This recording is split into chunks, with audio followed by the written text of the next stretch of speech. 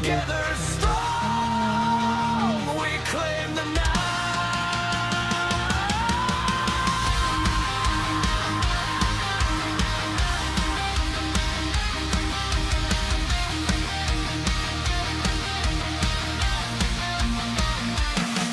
Indez, hear the call. We rise, we fight, we conquer. Through the fire, through the storm, Indez leads the brave are bold.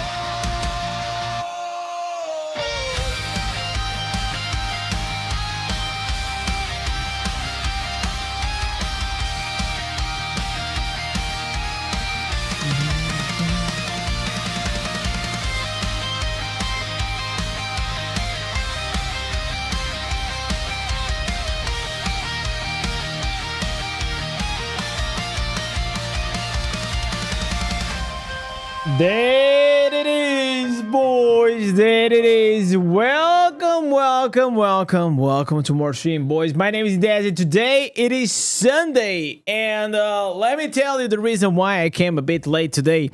It is because I was watching my club Sporting facing, well, a second division club for the final of the Portuguese Cup.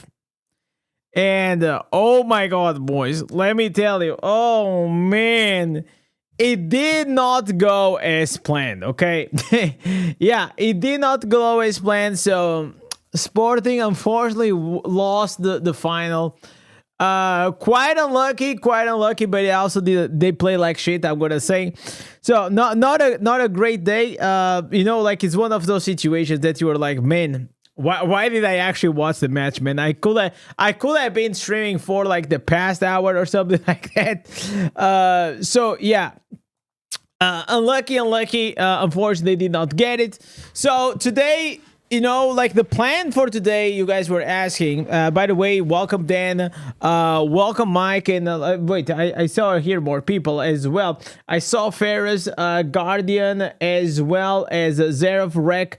24, Mike, Flamer, how are you guys doing today? I thought you quit the eye. I mean, like, probably that day will come, but not today, man. Today, it is, I wanted to just, you know what? I was gonna do like a different kind of video, but then I was like, you know what? It has been a long time. I just want to share a bit of like what's going on, in my life and all these things. So yeah. So today we're gonna have a few reactions that I wanna do. I saw that Laurent actually put a build guide for Necromancer, so we most likely gonna go and check that out, as well as maybe other things.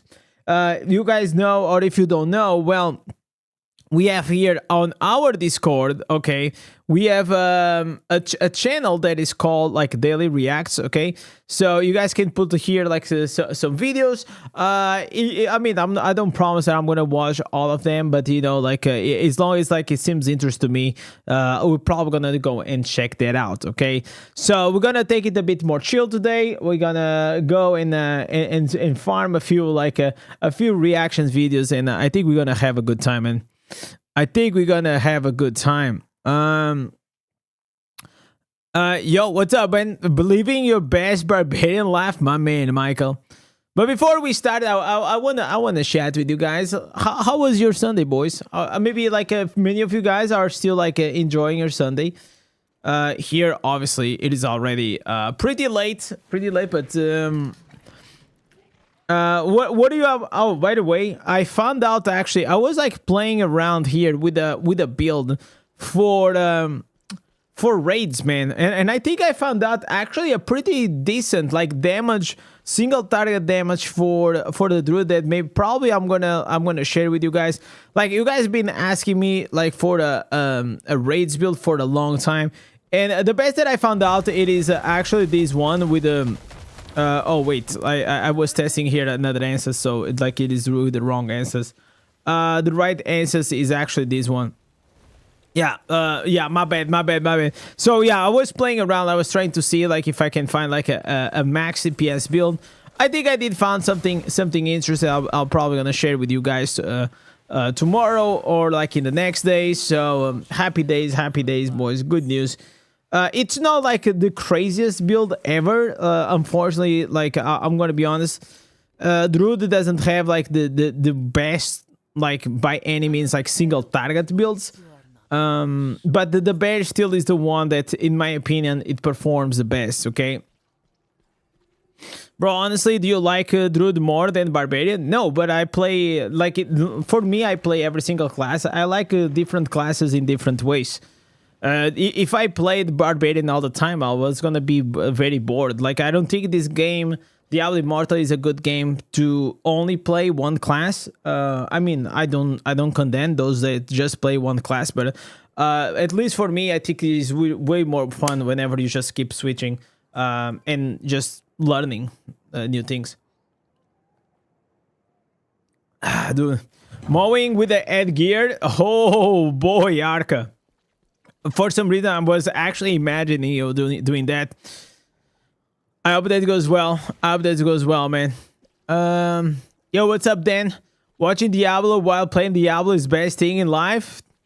Man, this guy needs to nut a bit, huh? I'm glad you were here, brother. Thank you so much. Nothing of interest. You got all the. Why we don't have some music, boys? We need some music. All right. So I was today I was doing like some PvP. I was doing like some PvE. I finished like pretty much everything. I was putting together all the builds. Also, like, something funny happened today that usually I go to have dinner or in this case like lunch at my dad's, and basically my dad called me in the middle of my farmathon, and he called me whenever I was about like 26 hours into it. So he called me to say that, oh, on Sunday we are not gonna be home, so you don't need to come. Obviously, because I was in the middle of farmathon, like, I completely forgot about it. So today it was 1 p.m. I was at his house at the entrance, and I knock on the door, and very, very quickly I figured it out. Okay, he's not home. And then, like, a light bulb kind of went up, and I realized, oh shit, he called me about this, man. So yeah, then I was like very demoralized because it said, man, I was expecting to have like some yummy food, you know, Sunday yummy food, and then I just end up like going home and making some hot dogs for me and my wife. I mean, hot dogs are still yummy, don't get me wrong, but not like you know, not the food that I was expecting. Is the new class tomorrow? Yeah, then we're gonna change classes tomorrow. Did you have a blonde moment? What does it mean, like a blonde moment? Like, I don't know that expression. By the way, Cap, I read that you wrote that on TikTok. Yo, I also read TikTok. Don't worry, you can watch whatever you want, brother. So we will be going and starting like these reactions. Let me bring, like, I have here a few videos that I have been kind of interested to watch. Okay, for a while. The first one, it is the Necromancer PvP build. One build, two options. Like, this is like from Lawrence that he released. Then I have here other options, okay? So there is the option that we can actually go and watch this video from Kill Switch playing with the wizard. I mean, it's always fun to watch him. Then what else we have here? Let me see. There is also this one that you will never experience WoW like before. like this again. And to be fair, like as someone that played WoW, I'm kind of interested on this one. And then there is also a very interesting one from this guy. Look at this guy, man. This guy has 14,000 subscribers, and he got a video with a million, almost a million views, man. That's how we know it's actually like a good video, man. Yo, Michael, what's up, man? Just watch your video. Glad to hear so much has been going good for you, my friend. You deserve it all. Yeah, man. It is the beginning of this year is actually being good vibes. Obviously, there's always like some you know, some things here and there. You know, not everything is all roses. But you know, I'm not someone to complain. So yeah, I'm very blessed, man. I'm very blessed.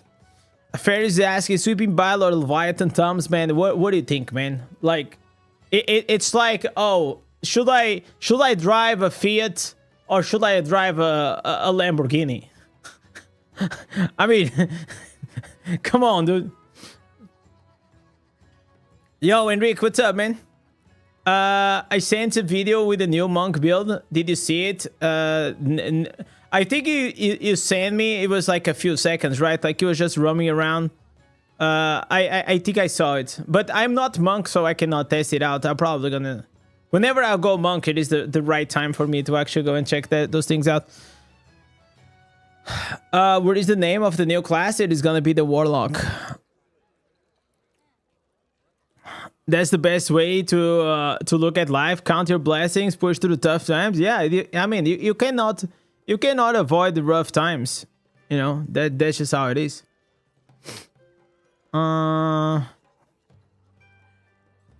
Do you know when it drops exactly? Like, I mean, I don't know exactly, but I have a guess. I think it's gonna be on the 17th of June.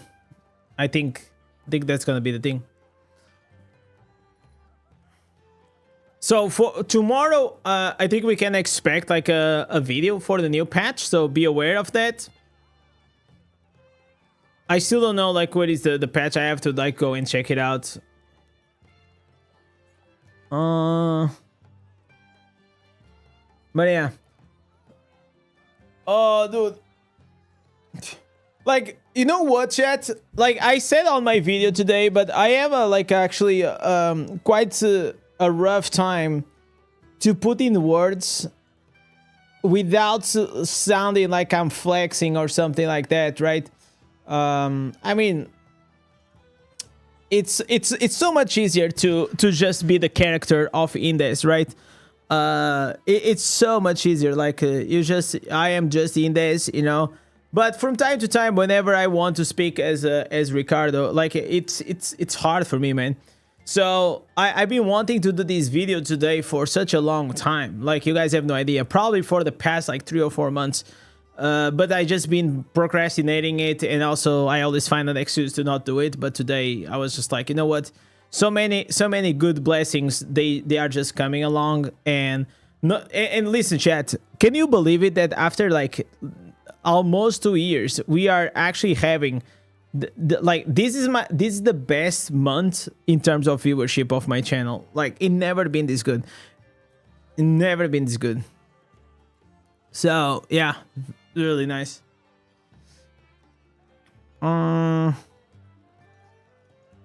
Which raid build are you using on the druid? I will share with you guys tomorrow. It's with the bear. I mean, it's nothing like super insane. It's just like it's mainly the old bear with some like the new green set items and like the circle of life. Or it's nothing like brand new. It's like the old build is still like really good. Yo, Christy, what's up? So I think that we're probably gonna start maybe with these two. Also, there's here a video that you guys told me the other day from Looney, which is how to farm everything efficiently. Like this video, like Looney had so much potential. I am so sad that he actually burned out from the game. Yeah, he was probably, listen, if there was someone that was gonna compete with me for the top spot, it would have been Looney. I think like it's probably, if I had to say, his biggest mistake was actually starting to stream, because I feel like whenever he started to stream, he didn't play with his strengths. I think Loney's strengths were to do videos, really well done videos. But maybe he was passionate about streaming, but streaming requires like a lot of dedication, and you need to love it a lot. And once you start like streaming Diablo Immortal, if you don't love streaming, and like he said on this video, if you don't like to answer the same question 1,000 times, yeah, you're gonna burn out. You're definitely gonna burn out, man. What happens when what happens to your Necromancer account? When does the Warlock comes? I have no idea, man. I mean, you just you can still be playing Necromancer. You can change classes. I don't know if you know that, like every 24 hours. So you will have your time. So we're probably gonna watch like a few of these things. Just have a chill time today. I mean, I already farmed everything. I also won the war. In the middle of the football match, I actually had to stop and go do the war. But Lisa, you know what, chat?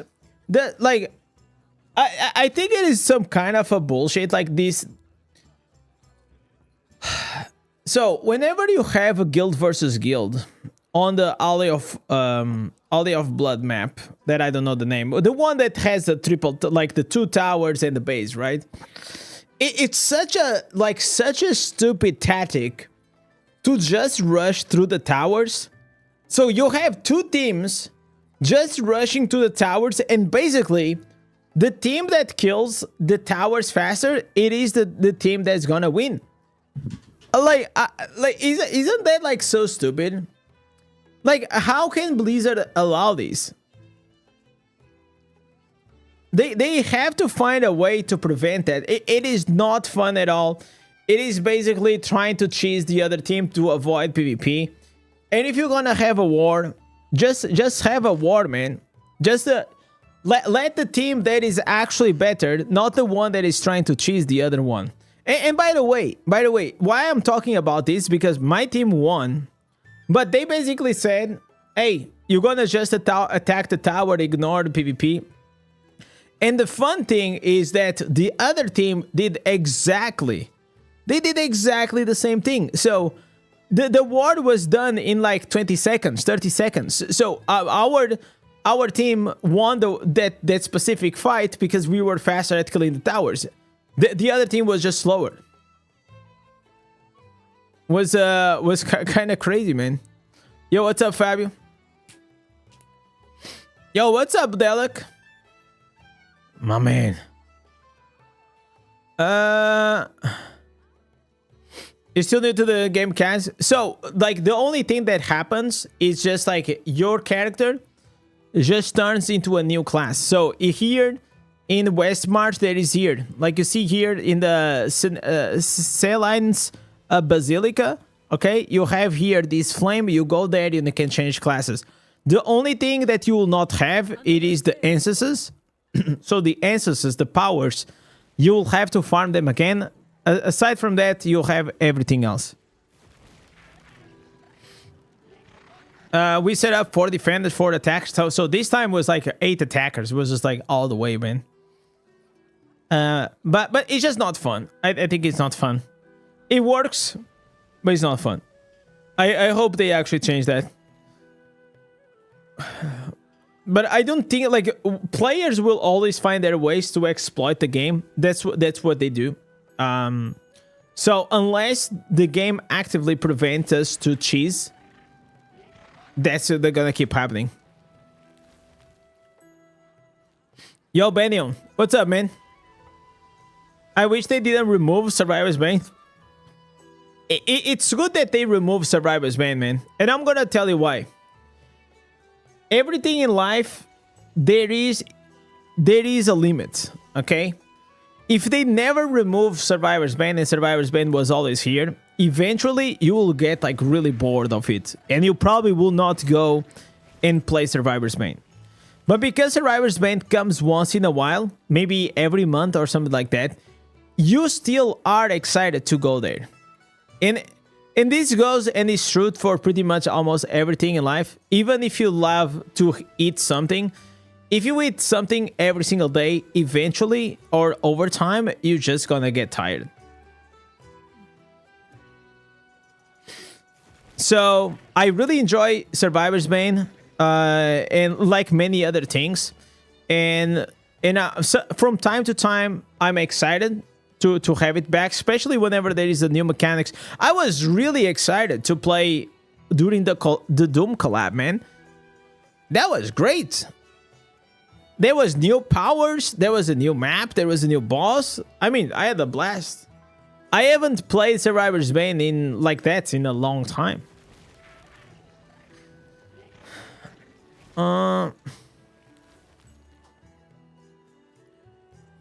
Yo, thank you, man. Do you think that it should be like a BG map or Tower Wars? You mean like, no, I think like those maps probably they are like really big in a way. I don't mind like the structure that we have, the Shadow Wars and the map itself, but I feel like they have to make or they have to make the towers like way stronger. Or find a way to prevent, but how can you actually prevent that? Like, I don't know. I honestly don't know. But I also like Shadow Wars, even though they are trying to improve the system. It is still not good. It is still not good. The major issue is like there isn't like enough like good guilds to be competitive. And most of the matches that you go, like, they have like 8 players or 0 players, or, you know, it's just like super one-sided most of the times unless you're competing against a top clan. What is your opinion about halts? Are they worth the time? Personally, I don't think they are worth the time. I mean, I think it is the quickest recipe for you to burn out from any game. If you're gonna get stronger in a shorter period of time, yeah, sure, of course. If you're gonna get stronger in the long term, also sure. But most likely, you're just gonna burn out yourself from doing the same fucking thing over and over and over. Trust me, it will already be hard to farm one character, to grind one character after a few months of playing this game, and maybe a year. If you're doing the same thing in multiple alts and just keep doing, I think like it is not worth it. Just save your time, man, and just become pay to win.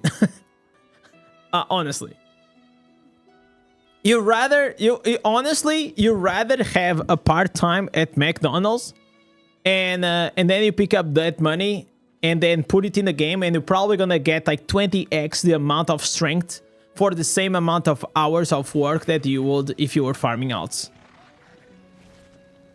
You know what I'm saying? And what I feel like a lot of people have to realize, it doesn't matter how many alts you have, you will never be able to compete with the spender. Like, just forget it, man. So the best way is to literally just play one character, make it as strong as you can. Whenever you are capped and you cannot progress anymore, just log out. Go touch some grass, go play other games, and then come back later. I think that's the healthiest way to play this game for a long term, and understand that Diablo Immortal, it is a marathon. It is legit a marathon, not like a sprint. Like this account that I have, like it is free to play, and I've been playing for 2 years, and I haven't like really. I think I only in 2 years I only missed a login day, one login day, because I was at the Blizzard headquarters, and I just didn't have the time. And so aside from that login day, I pretty much been logging in the game like almost every day, doing my weeklies, doing my dailies. Yo, Joel, what's up, man? How you doing? Yo, Guybra. How you guys doing, man? Yo, Jordan. How you guys doing, man? Welcome back, man. I've been playing with the clan for over a year. And we get spawn killed every time. Well, it's time to change clans, man. This game pushes you to pay. Okay, so any mobile game will always push you to pay, okay? Free to play games, they are actively designed for you to download it for free and eventually to intentionally slow your progression to make you feel like that you're now edging to get stronger. So you pull up your credit card, okay? So they are intentionally designed in that way. Diablo Immortal or any other mobile game, man, like they are all designed in this way. It's no exception to this. If you just don't want to deal with pay to win, just don't play mobile games, honestly. Play, like, you gotta pay for the game, basically. Pay for the game, like $40, $50, $60. I don't know how much they cost now. And you don't have to deal with that bullshit, you know. But if you're gonna play games for free, expect them to always have some kind of, like, stupid shit in the middle. I wish that more games will have, like, paid cosmetics only and not pay to win. Because I think, like, pay for power, it is the problem. I don't have any problems, like, with buying cosmetics or not. I don't really care about that. Maybe PoE is similar, I suppose. No, PoE is only has cosmetic. There is no power progression. But you can only play it on the PC, though. What's the best drop from the stream? It was some gloves and a ring that I had. Any tips to get to Inferno 6 to Inferno 7? I mean, you can try to push like challenge rifts. Try to push your gear ranks. And try to always, like, do your events so you open up, like, these... there are, like, some events that have... where are these? Yeah, these things here. Open these. Kill Diablo every week. Kill the Wild Hunts. Everything that will give you, like, a lot of, like, combat rating is the way to go. Just like old times at pay to win. No pay to win, just some money per month. Yeah, but the thing is, like, that I don't think that will ever... That business model does not work in mobile, unfortunately. Out of 600s, did you at least get a full build of greens? I mean, I used a few today. Yeah, I used a few. Now I have 600. I think I used like 150 because I wanted to craft like a few pieces for like my druid video. But yeah, I have like pretty good items. But I saved up like these 650, so whenever I'm gonna change classes, I'm gonna go craft like the full build for the Bout of Realms. Yo, what's up, Leslie? What about your Fire of Fire Leviathan, Tom? What's up? What up about it? Are you jealous, bitch? you jelly? If you're not a hardcore PvP pay to win, it's irrelevant, basically. No, it's not. Like, what do you mean? Like, what do you mean? I am like, that's the same as like, oh, it's irrelevant to live unless you are a millionaire living in a mansion. You know? So does it mean like you cannot be an average dude having fun like in a video game? No. You just like, I play the game free to play. I have fun. I min-max it. And if you are skilled enough and if you know the game and you're still gonna have fun. But it depends on what you're looking for on a game, right? If you're looking for to become like a sweaty PvPer top 1, yeah, of course you have no choice. It's the same as if you want to be like on the Forbes like rank 1 of like the most rich people.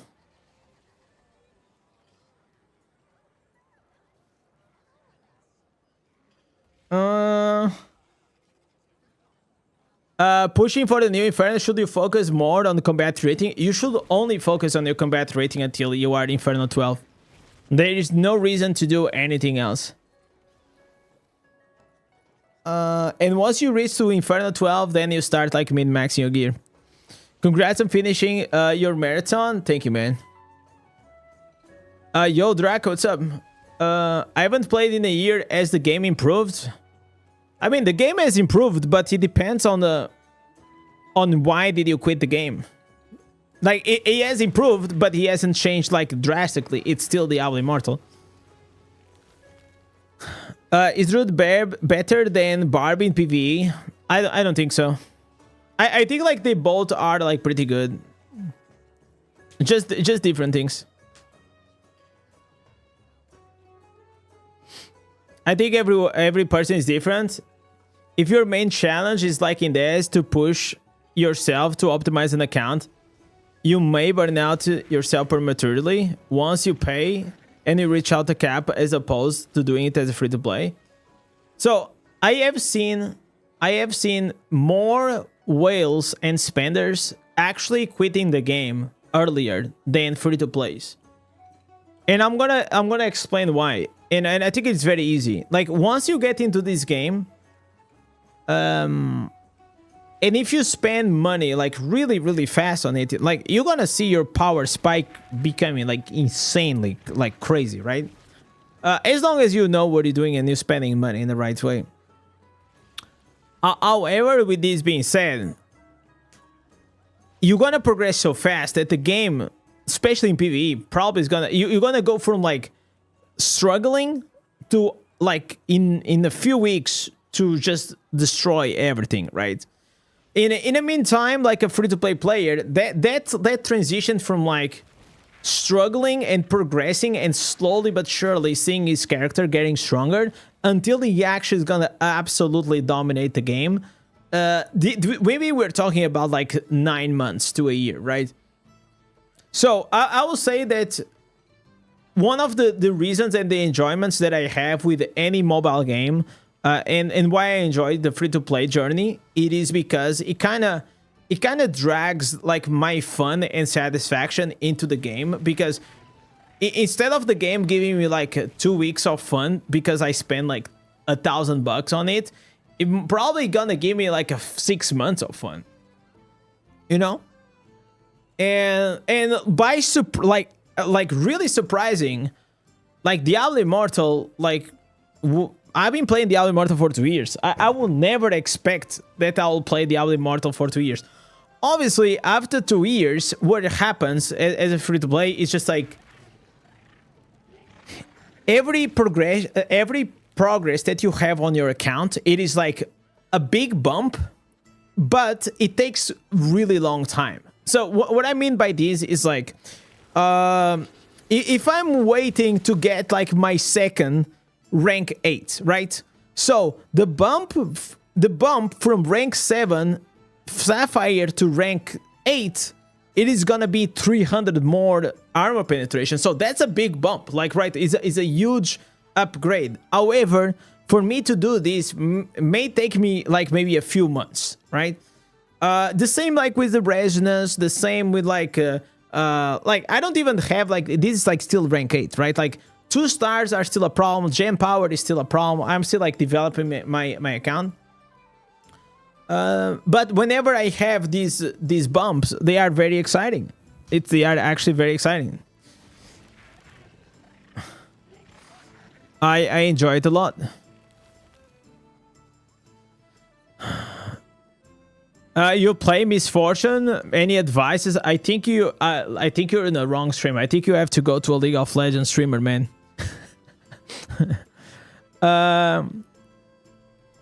Initially, you get that dopamine rush, and then you cannot maintain or replicate the experience without. Yeah, so if you want to keep replicating like that huge progression that you had at the start, you have to keep like spending a lot of money, right? And that's just like keep scaling to an absurd amount of time, amount of money in this game or any other game.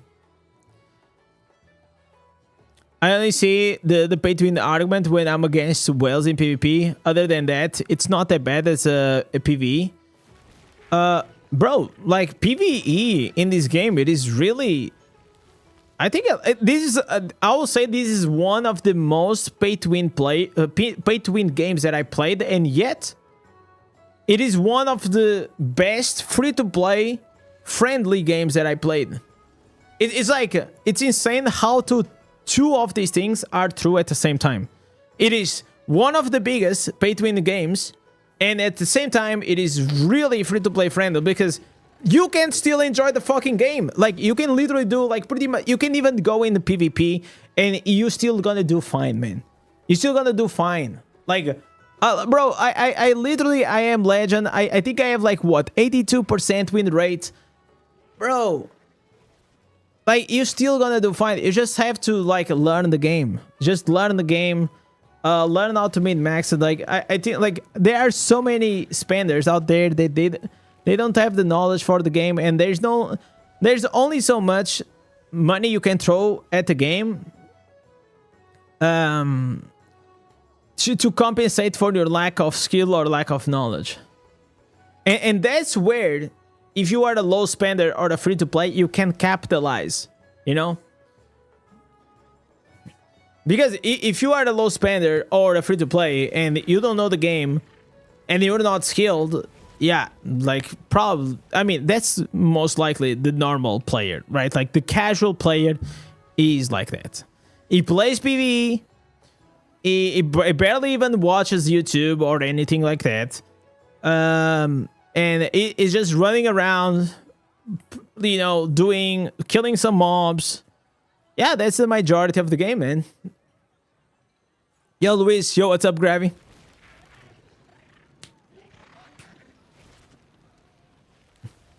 But yeah, overall, it is.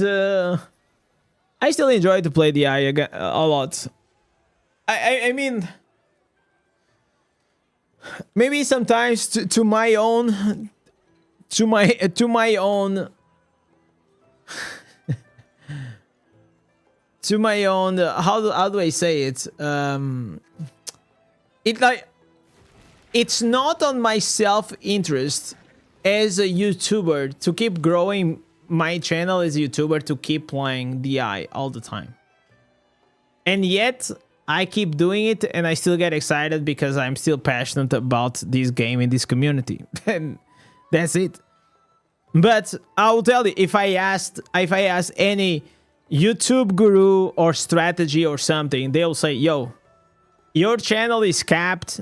You should go play something else with a higher like ceiling, like higher viewership or something.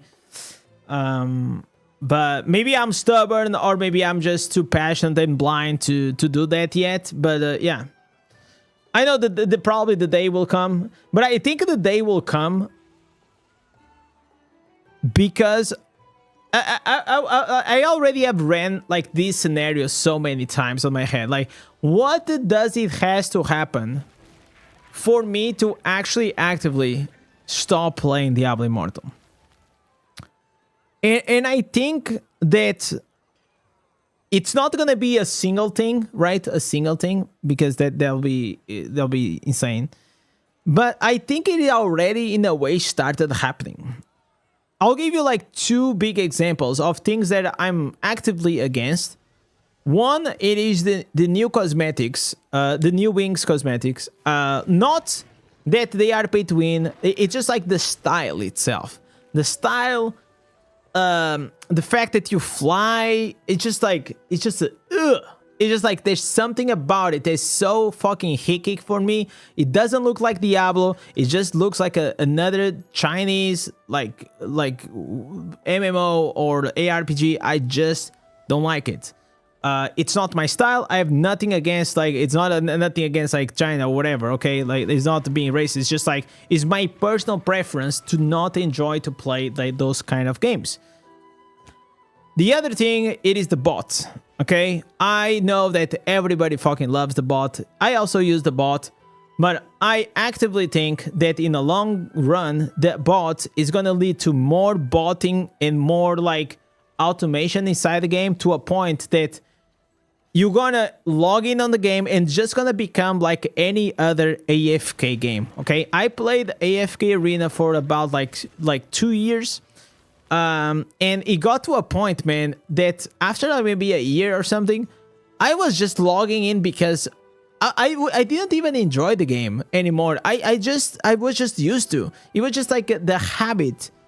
And one day, I went on a trip and I didn't log in on the game for 3 days. And I was like, why the fuck am I playing this thing? I don't even enjoy it anymore because I didn't do anything. Like, everything was auto. And that was one of the reasons why I actually actively enjoy to play a lot Diablo Immortal. And seeing it going for auto and skip kind of features, I feel like, can you imagine how weird it will be like to play World of Warcraft like with skip and auto features? I don't know. For me, it's just my personal thing. So that's another thing that I don't like it. And the overall direction that I'm seeing the game going. Now, the fact that we have the Phantom Cosmetic and like the Phantom Cosmetic was the wings, they were always free. Inside, like, this is already an insanely costly Phantom Cosmetic. So why now I have to pay? Like, I don't pay because I'm the Diablo partner, but it doesn't matter if I get it for free or not. Like, just because I get it for free, I still don't agree with this fucking thing. It's not all of a sudden, oh, because I get it for free, it is okay. No, it is not okay. This is not okay at all. Like, spending 45, I think it's 4,500 orbs on something that you used to get for free, and that a lot of people will only pull for Phantom Cosmetics that they had the wings including. And these wings, I mean, if you paid extra for the wings and you probably could use these wings in different Phantom Cosmetics or in different cosmetics, I could see the added value. But this is just, in my opinion, it's just shameless.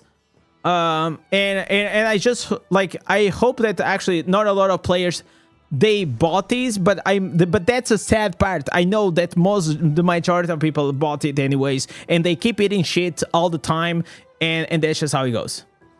And while the companies keep putting these, and players, they keep eating shit, they love to eat shit, the game is gonna keep being shit, and it's just like the cycle. So I am seeing like trends of things that I actively dislike about the game, and I don't agree with them. I still think the game, outside of those things, it is still a pretty good game. But it's just like, if it keeps going in this path that they keep making like the game like with a direction that I'm not gonna enjoy it anymore, that's probably the only scenario that I can see myself stop playing Diablo Immortal.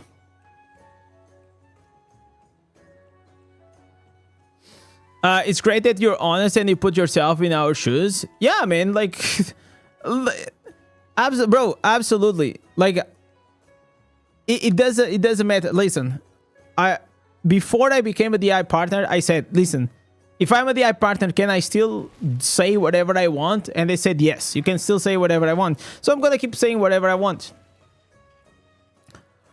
Blizzard is becoming greeding. They starting to sell everything separately. Yeah. They are.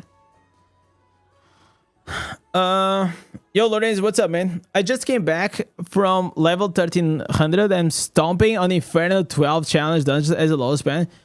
Yeah, like, and you're gonna ramp up like really, really fast. You're not gonna have any issue.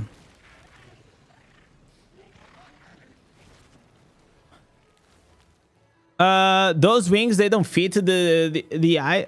No, I think like these, okay, if you're talking about these specific wings, I think they do fit. If you're talking about like the fairy wings cosmetics, I don't think those they do. I think these ones are still like demon-like. And anything that is like demon-like, I think it's still fine. I can digest it. Have they taken the wings off? Or no, you don't have the wings on the wolf form, but the wolf actually changes. Look at this. You see the wolf? The wolf actually, like on the arm, it has like these like different things. I noticed that. I noticed that today because today I made like a different build with the wolf.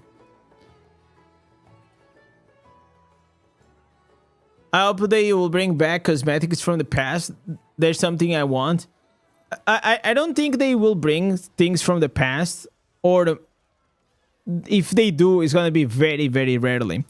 And I think like the reason is very simple, is because if they bring something that is old, a lot of people already have it, so they're gonna make less money. So I only see them bringing old cosmetics if maybe there is a delay with the Phantom, with the current Phantom cosmetic, with the new one. And yeah, oh yeah, we have a delay here, so let's run like some old ones.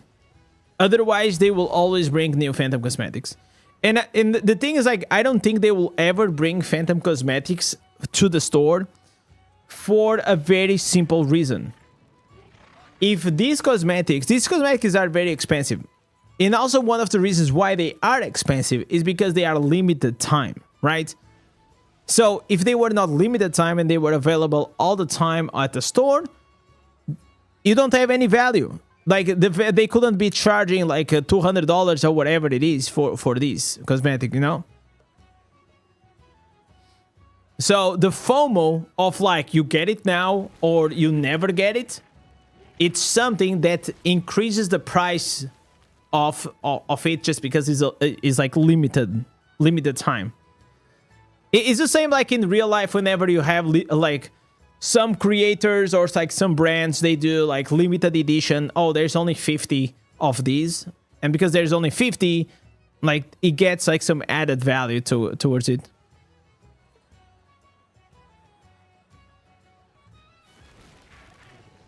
The water outfit with the snake around you is so nice.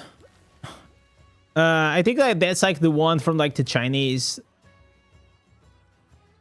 So I don't have that in on the Druid, which is so one of like the complaints that there is about like whenever they add new classes, it's that, oh, now they have a new class and now the Druid, it doesn't have all the older cosmetics, right? So I only have the Druid like with the starting with the deadly wisdom, right, ahead. So I only have these ones. And whenever like the Warlock will come, I will not have any of these Phantom cosmetics on the Warlock, right? Because it's gonna be new. So I understand like some people get mad at that, but I feel like it is quite unrealistic to ask the company whenever like you make a new class that you all of a sudden you're gonna make like all the cosmetics that are in the game for that new class. Also, I feel like the most likely there can be some technology, like because like a new class usually has like new techniques and new animations and maybe like older cosmetics, they will just not fit with it. I think even though I understand like you will like to have it on the Warlock Phantom cosmetic that you already have it, I also understand like from a business standpoint that, you know, oh, we're just gonna support it from now on or now on forward, right? It kind of feels unfair for the, but life is unfair, man. Life is like this is the thing. I don't think it's unfair, and I'm gonna try to give you my perspective, right?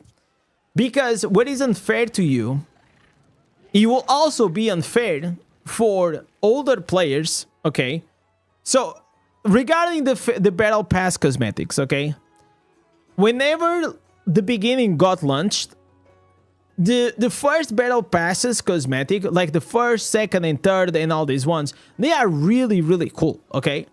And a lot of people, they had something that they could showcase that they were the day one player. It's like, if you walk with the day one battle pass cosmetic, it's like a flex, right? It's like you are flexing that you have the day one battle pass cosmetic, right? So there is some added value for playing the game for a longer time, okay?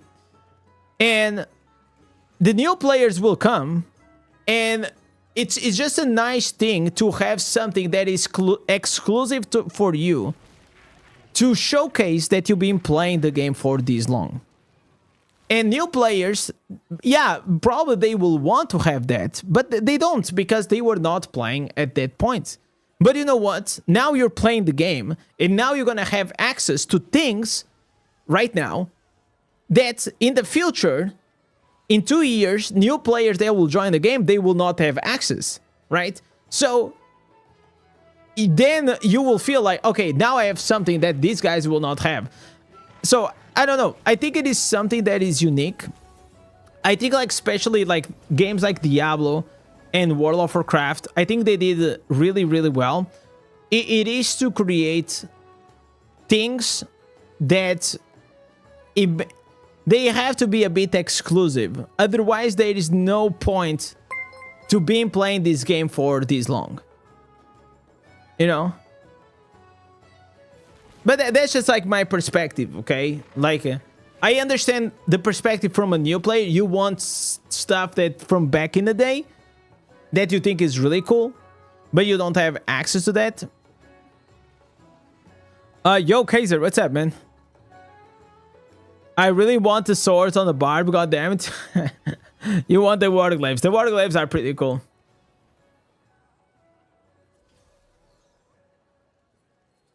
So, for example, like in World of Warcraft, if you were a gladiator, you would have this title like Merciless Gladiator, Vengeful Gladiator, right? If you were a gladiator. And you'll also have access to a mount. The seasonal mount, that you get it if you are a gladiator, or you don't get it. And nobody else will get it, right? So the prestige that was walking in Iron Forge with a gladiator mount, and everybody knows because you're using that mount. Even after 2 years, 3 years, even if you log in the game after many years, if people see you using the Vengeful Gladiator mount, which is like a purple drake with some armor, it's like fucking cool. People will still know, and they will, if they know, they know, right? Like, and they will think it is a badass that you have that. So there is added value, and that's why players, they try really, really hard to. I mean, like nowadays, like in Diablo Immortal, there's nothing really that you can work like really, really hard to achieve. I think like the only thing that maybe it is the cloak. The cloak is something that represents the amount of time and effort that. But I will not say that the cloak, it is a hard thing to get. The cloak, it is not hard to get. It just takes time and dedication and being a good clan and stuff like that. But I wouldn't say that this is hard, right? It's not as hard as winning Bout of Realms, right? Or becoming like rank 1 in PvP, you know? And I feel like there should be an absolutely, like, these rewards for rank 1, this is absolutely laughable, okay? If you are rank 1, you should absolutely get something exclusive for your time and reward. Because right now it is a meme. Could you get that cloak as a free to play though? Yeah, I am free to play, bro. I have like this.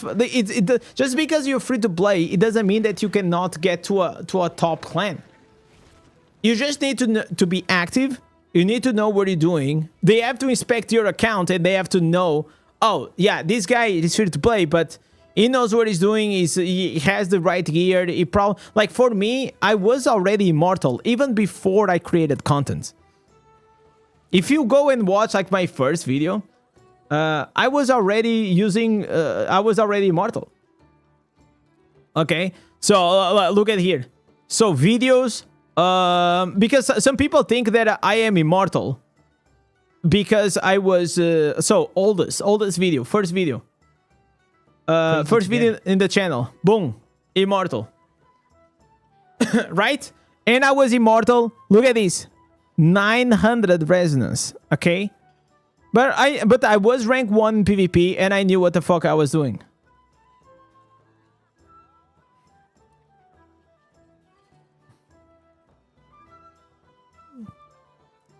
You think most clans don't permit free to play to have the... No, that's not true. Listen, I'll tell you, depends on the clan, of course, but most clans, they have a need. This game is 40 years old. They have a higher need of active players that actually showcase to the wars than actually having more whales, okay? Obviously, if it is an active whale, awesome. But the need of having active players, it is higher than having an inactive whale. You know what I'm saying?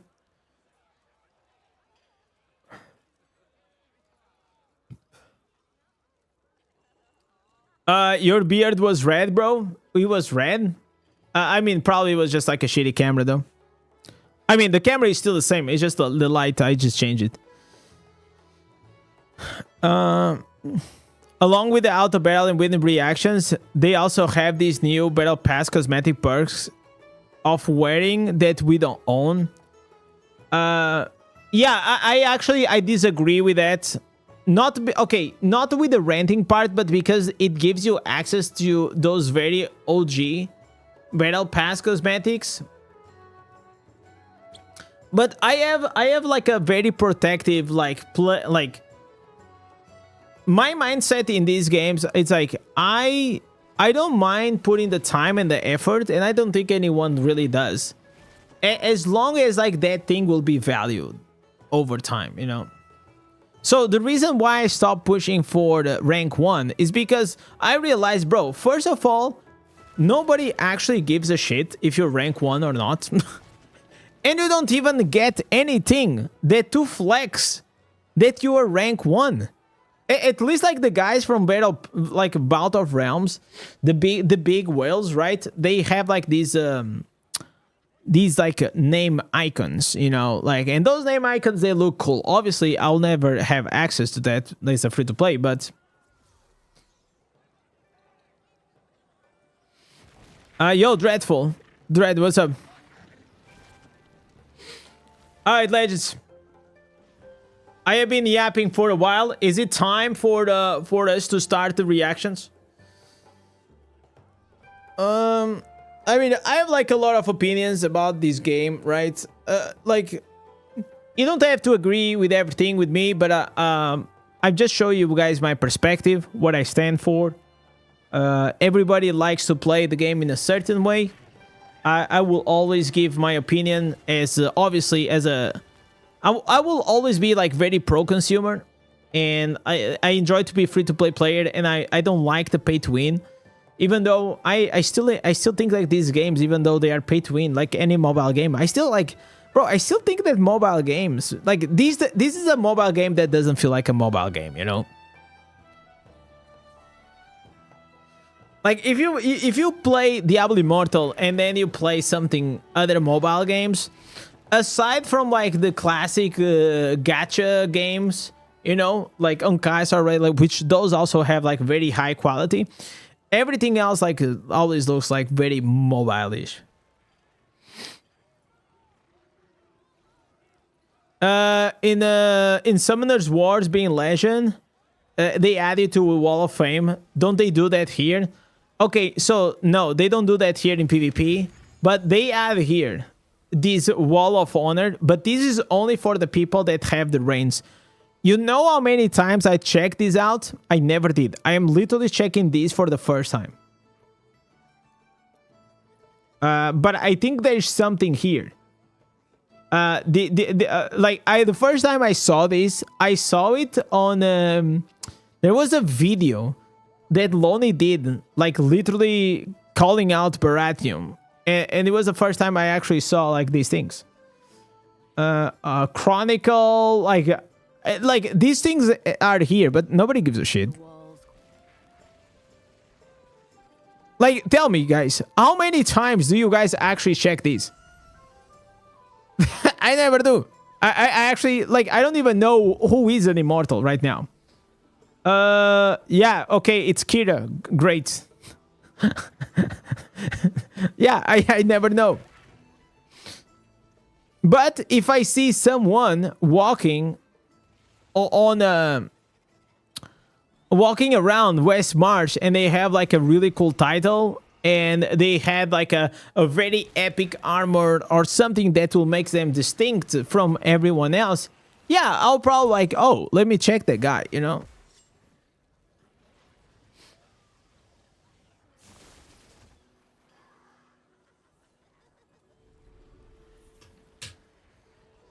All right, legends. We're gonna have here a few videos to watch. I think we're gonna start here. Chat, which one should we start with? Should we start with the Necro build from Lawrence, the Wizard, or the yeah, one of these two, Lawrence or Kill Switch? Let me know, boys. Let me know which one you guys wanna go. Give me a second. We're gonna start this.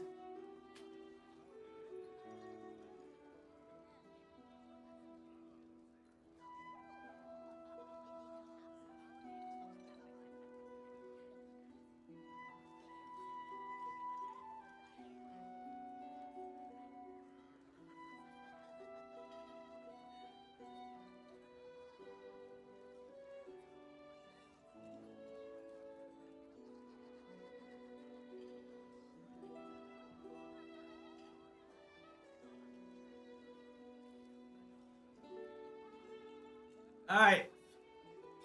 There we go, boys. There we go.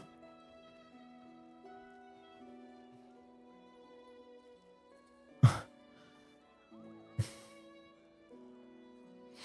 right. Let's go check first here the Lawrence build, and then we're gonna go these 15 minutes. Okay. We probably maybe we'll skip like a few things here and there. But yeah.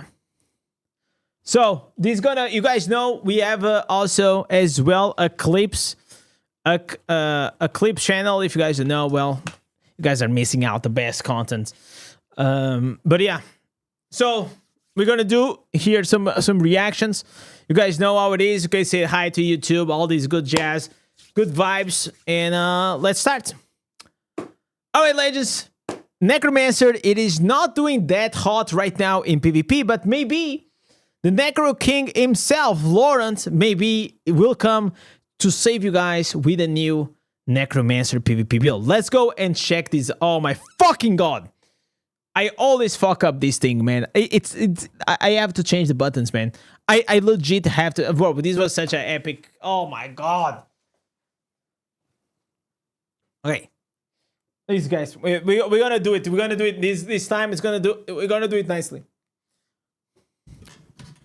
All right, ladies, as you know, Necromancer is not doing that hot in PvP, but hopefully we're gonna have here the Necro King himself, Lawrence UK, coming with a new PvP build for Necro. Let's go and check this out. What is going on in today's video? We're going to be showing you the two builds I have been using in BGs to get me to Legend as a Necromancer this season. I know. Oh, he's Legend already? Bro, like, I saw that Lawrence was struggling, man. They see that he was struggling, man. That just shows you that, you know, Necromancer is okay, man. Necromancers are having a very difficult time in BGs in this current tank meta, with Barbarians, Druids being very tanky, and I'm seeing lots of BKs around as well now. So I think these two builds that I'm going to show you are definitely ones that are my go-to, and they can be interchanged in the battleground as well. Okay, I'm seeing this for I will say first Golem, second support, fear, Necro. I think these are my two choices if But let's see. So if you want to switch to whatever one you need for the Video up, video lower. Let me try to bump here. I will show you exactly how to do that. So without further ado, let's jump on in and show you exactly what you're going to need for this build. So to start with then, guys, skills. We're going to be using Soulfire, Skeletal Mages, Grim Scythe, Bone Armor, and good old Wraith Form. Even with the nerf, Boner it's Armor still very good because we're using an essence. Is it better now, boys? Alleviate some of that nerf to gain us a little bit of extra damage. The downside is it only applies that damage while you're in Wraith Form, but it still helps a lot. And I didn't like this essence to start with, and we'll talk about it more as I go through the essence list next. In here then, guys, New when it class comes is gonna be to Warlock. the essences for the Grim Scythe, we're using Fateful Frame Helm, we're using the Hemorrhaging Legs, we're using the Defiling Swarm for our main hand. Oh, this is the and for dot the mages build. shoulders, with the we're using mages. Cutthroat Arch, Scattered Light, and then for Soulfire, Spite Fetter.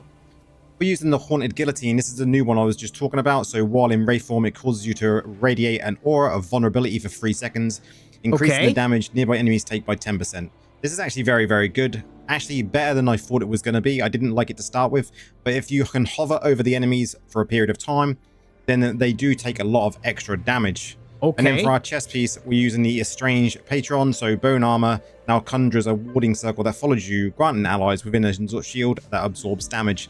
This is very, very good, guys, because this literally applies every second. So you can pretty much have a shield up the entire battleground. Items that we're taking. So basically, it is the old meta with 2 new Feasting Barons, 2 nice. piece. Then we're using Grace, 4 piece, and Vifus, 2. The 4 pieces Grace. Like, I don't know if it is to stop the bandages, man, but I still remember, like, the meta, man. Like, 4 pieces Grace inside Battlegrounds are so annoying. Perfect setup for both versions of this build. Now, when I say both versions of the build, what I'll show you next is what you can swap to.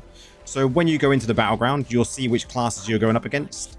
And what you can do is you can go in and you can change the legs over to Dark Curse. The Dark Curse one you'll be taking is the Giraffe Cryptic. So you're going to be putting that on. And then what you can then do is also change the chest piece to Dark Curse. And you can either take Free Pig on Post or Open Shell. You could take Grasp, but I find that Open Shell for me is the best one to go for because this then breaks the armor on any class. It's going to be really, really good. So any class you manage to hit is going to break that armor. Removes the buffs and increases the... This one is going to pull it in. Whenever you have like Spartusk barbs or even like these dark curse like necromancers, it's really, really annoying to play against them, especially if you are a druid or a barbarian.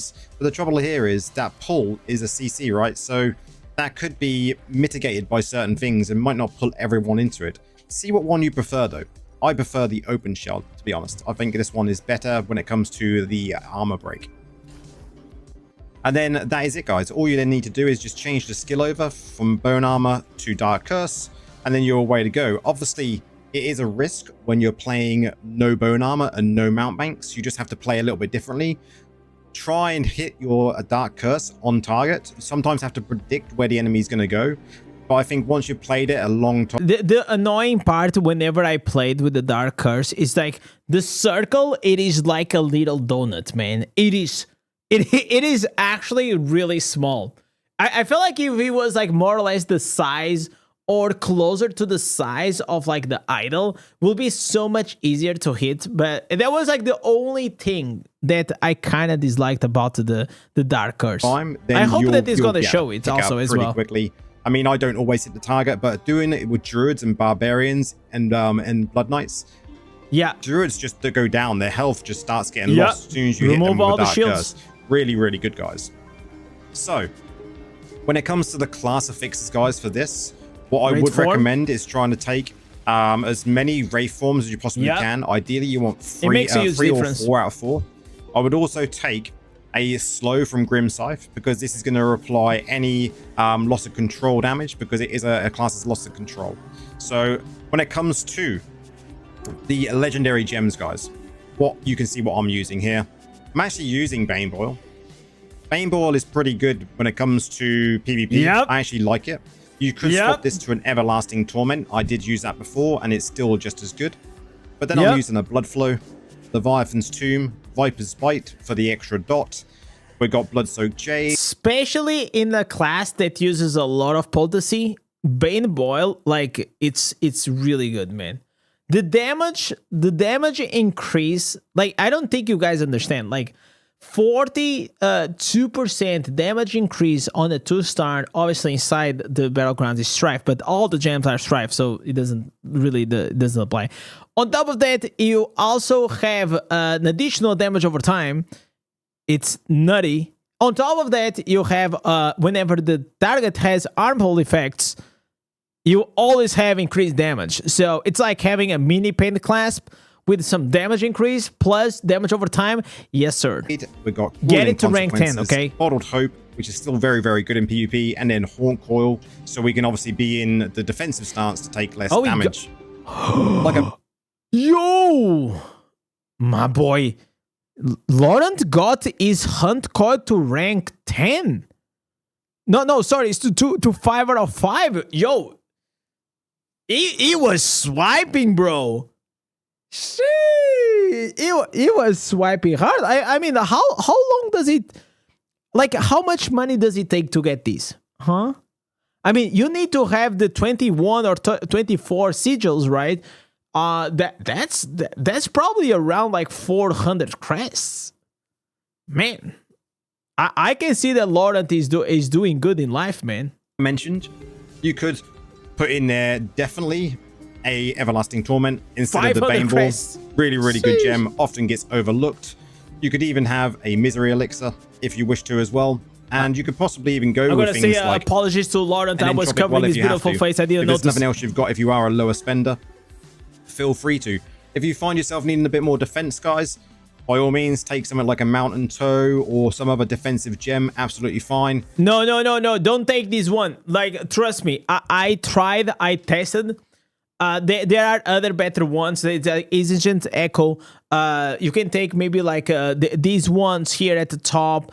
Maybe even Rampart Torch, like a 2-star. Like this one in specific, I was so hyped for it, and whenever I used it, is so underwhelming. Like I will not recommend this one. If you have got a Crucible, I don't normally recommend it, but if you have leveled a Crucible up, see how it feels for you guys. I mean, Crucible is okay. I wouldn't say it's an S-tier gem. Definitely not. We've had this conversation before, but if you have got one, give it a go. It is S-tier for farming, boys. You could even try in a chained death. Not a problem there at all if you are a lower spender. There's plenty of options for this build, depending on your spend level, your reso level, your secondary stats, and stuff like that, guys. Just bear that in mind.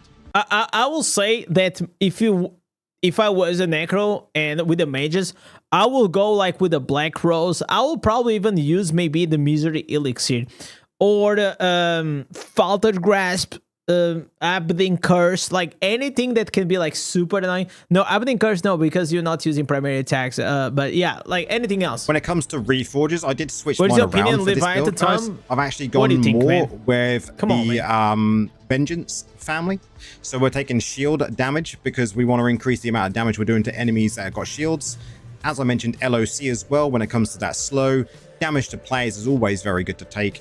Beneficial effects we always need, and then we've taken less damage from players. And I think you know what will be OP is that if the primary attacks from your summons will proc the Vengeance. I actually never tested, but I don't think it does. To try this particular setup, we are going to be doing primary attacks, so you can always get this activated as well. So the playstyle will be very much dive in, dive out, primary attack, so you can activate your bonus here, which actually does make a big difference. I was surprised by how much this actually made a difference when I switched to it, guys. And you want that on all 8 pieces. It's an insane amount of damage. When it comes to Paragon, I am using by the way, low-key, whenever I do the coaching to most of the whales, it is so rare to find the ones that actually have not only the right reforges, but the reforges mid-max. Bro, if you're gonna spend like 50 to 100k on your account, at least do yourself the favor and actually mid-max your reforges. It's gonna be the lowest investment that you can do on your account with probably one of the highest returns. Actually made it. When it comes to Paragon, I am using the good old Gladiator setup, guys, and I am then using Searing Flame as my legendary. So in the Gladiator setup, we are using Grizzled Veteran. Oh, he's not using the Curse of Weakness? Quick-Witted, Sir Victor, and then Overpower. This setup I actually find perfect. If you do find yourself needing something else, you could go and put in a First Aid or something really like that, guys. First So just aid, see man. how it plays for you. If you find that Seared Flame isn't working for you very well, go in and try Curse of Weakness. There's no problem there at all, guys. Warband room, we always know, guys, but I always like to go over this because a lot of us tend to forget. You want to be taking Protector, increased block chance, and movement speed. It's going to be very, very good. We got to put Laurent farming some remnants, man. He only has a Shepherd. Come on, man. Come on. Increased block chance and movement speed. It's going to be very, very good. Put him familiar go as well. To purge off the deeps, man. We'll run down that quickly. You want a familiar that is definitely got survivor. And then if you can get one that's got Soul Shield as well. Soul Shield comes in very, very handy, not just for PvP. Yeah, but the Soul Shield works with this cat. I think he only whenever the shield bursts. But definitely whenever having Soul Shield on attack one will be better. But for PvE as well. So they're the two that I actually like to use when it comes to my familiar guys. But without further ado, guys, let's jump in and show you exactly how this build works. We'll go in using just the standard bone armor build, and you'll then see, and as we're going through it, I'll explain how you would use the other build as well. As you can see, I did just hit legend this morning, and we're currently rank 12, so finally hit that legend for this season. Been brutal leveling up, but we finally got there. Man, 56% win rate, boys. you know it's been brutal, man. You know it's rough for Necromancer whenever he's hit us.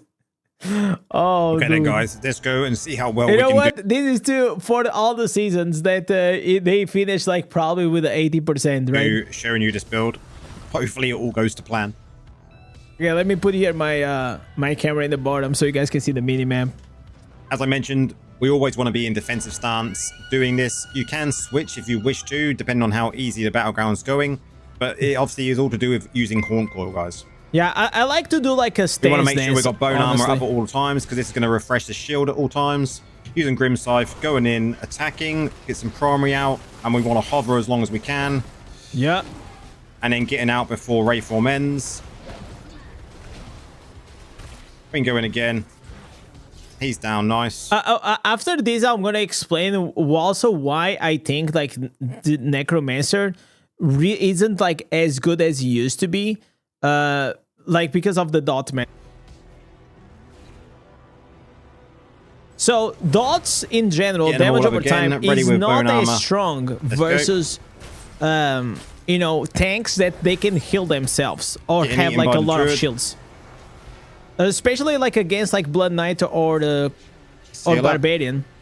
If you put like 3 or 4 dots on him, you know, but if I just can keep like attacking, like you will not be able to do anything against me, right? Because I'm gonna keep doing damage and I'm just gonna heal the same amount of damage over time that I'm taking it. So like in this meta, burst, it is so much better in general than damage over time. Build, guys, because we've got a hover when it comes to getting that debuff on them when we're in Wraith form. You have to play very risky, and even more risky with the other version of the build, Dark Curse. Ideally with Dark Curse, what you're going to be doing is just protecting the idols by putting Dark Curse over them as much as you can. There's our first one down. There you go, Keeping there you go. Bone armor up. Popping off. Oh, he got caught, Ooh! Burst damage from that DH. I couldn't really get out of the way. And these boys, like everybody calls Necromancer OP. But I will recommend everyone that always says that Necromancer is still OP to just go and play with Necromancer in PvP, man. Because you will know that this class, outside of the raid form, it is absolutely dog shit, okay? If you don't have the raid form, you're gonna get caught like very easily, and they can literally just one-shot you and kill you like with no time. You see, like the Crusader just goes on top of him and he cannot do anything. You gotta wait to have the raid form. That's why you need to have the raid form affixes, and that will be very valuable for you. And really, really high cooldown reduction, so you can just keep spamming these raid form. He's got dots on him though. Is he gonna go? No. Oh. I think he managed to He seems live. really squishy. Yeah, he's Them really dots squishy. were going for ages. Because now, like Barbs, Blood Knights, side. and even Druids, they do like so much damage. I said risky, but we need to get in here to help. Ooh, ooh, ooh. Get away, get away. So you see what he did here. The reason why he said that this was risky was because he literally just engaged. So he engaged with the raid form because he was getting attacked by the monk, and by the time that he reached to the idol, he knows that his raid form is about to end, and he's gonna be near the barb. So this actually was very risky. And probably no, he's not gonna die because they are focusing on the idol.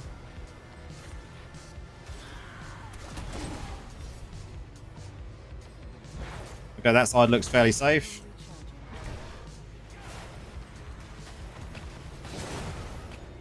It's not looking good for them. I think like they need like a. I was so excited for the new raid pants, man. So the new raid pants allows you to go inside like a druid or a barbarian and buff them up, but the buffs are really bad. Dot this dude up. Nice. Okay, nice working dips. So well. Nice dips over there. Stay out of the way. Okay. Nice. That was good help. So you are more like a support. You know, you're not a carry. Make sure we're ready to engage. Bone armor up. Provide that bit of support and there. If you get grabbed by the chains aura from our reform, GG's. This guy.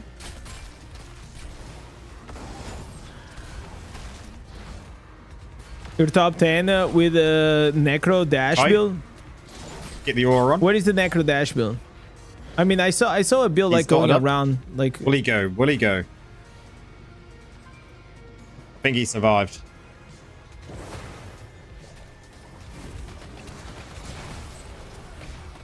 Oof! He procced the lad. We're down this time. Dead. He's dead. He dead. I didn't have my raid form. I got caught out, guys. Did he had raid form and he used like Spartusk? Oh! I think he killed him. Oh, he didn't had. Oh, so he used the raid form and he got killed still. And then well, we're down this time. Yeah. I didn't have my raid form. He was unlucky. He was unlucky over there. He probably still gonna win though. Like they have like these barb and the barb and the druid. They are doing really well. Oh, I hate when these monkeys. This guy trying to farm the spawn. Yeah. I hate when the monkeys they do that. It's actually not even like that efficient to do. Yeah. Man, druids do so much damage. It's unbelievable. Yeah. All of the tanks. That's a problem. Go boss. Go boss. This that is saying it is the problem with the current battlegrounds. The tanks, they do too much damage. So whenever you have a tank that has really high survivability, and then on top of that, they also do a lot of damage, well, there is actually no reason to bring damage dealers, right? Because a damage dealer will do the same damage as a tank, but will survive like way less. So why would you bring like a damage dealer, right? Like you rather just bring another barb, another BK, or another druid to your team, and your team will be so much better. Even monk tank, man. Monk tank together in the idol, like to boost like the druid or even like the barb is crazy good.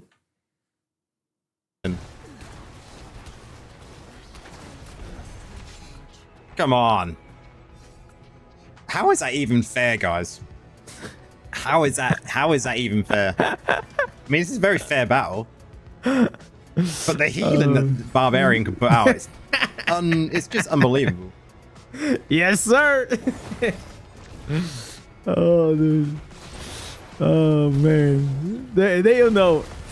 Everybody hates on Barb until they try Barb. I wonder, bro. I wonder if Laurent ever played Barb. Man. I mean, GG, good match. He should, bro. He should play Barb. I'm telling you. Once you go Barb, like it's you just realize the class gap that exists guys, right now. That is how you play this particular build. Dark Curse is played in exactly the same way. It's just that you're going to be placing Dark Curse down before you do your dive in, and obviously you want to be casting your primary as well to activate that vengeance buff, guys. It is a real lot of fun to play. It feels very similar to... Bro, it didn't look like he was having a lot of fun. It didn't look like he was having a lot of fun. Let me tell you. The mage build from before, but it has slightly been modified. Yeah, and I've been having an absolute blast with it. As I said, it did get me to legend. Playing on stream with this build for the last couple of weeks and using both debuff version and the bone armor version. So guys, if you do like the content I bring, don't forget to like and subscribe to the channel.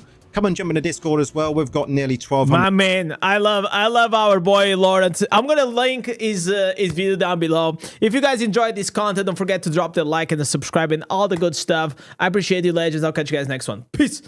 All right, boys. We watched this one. Now we have another one here in the line, boys. We have here. I kind of want to watch this one from Kill Switch, man. It needs to tell his face that. Have you Indez YT to thank for that? Oh. Bar for life, damn right. Very hard shape saying a game made for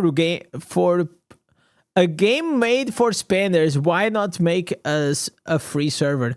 Because it doesn't make money to them. That's why they don't make it. Yeah, it's not that deep, unfortunately. That's literally why.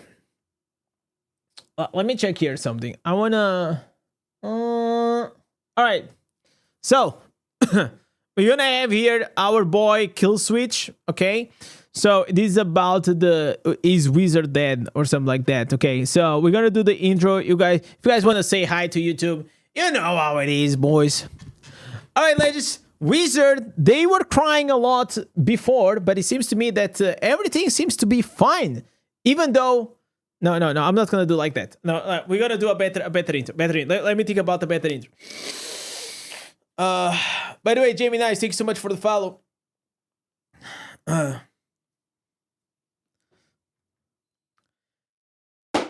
Inferno 12, Wizard seems to be dominating in the meta together with the Barb, with the BK, as well with the Druid. You guys know that, in the past, you guys were having a really rough time because Terminus Facade was about to get nerfed. But then later on, you guys found out a new build. So we have here our boy Kill Switch actually testing out, is Wizard actually dead? Let's go and check. T-O-S is T-O-S. Say it slow so it makes more sense. T-O-S is T-O-S. Hello guys, it's me again, Kill Switch. So today I am a Wizard and going to show you guys. That was a banger, boys. Laser build. Of course. That was blasting on my ears. Okay, let's check this out. We are playing. What are we playing? The Disintegrate build? Bro, these 5 beans are insane. Basically, this is the gameplay. Yeah, very exciting. Very exciting gameplay.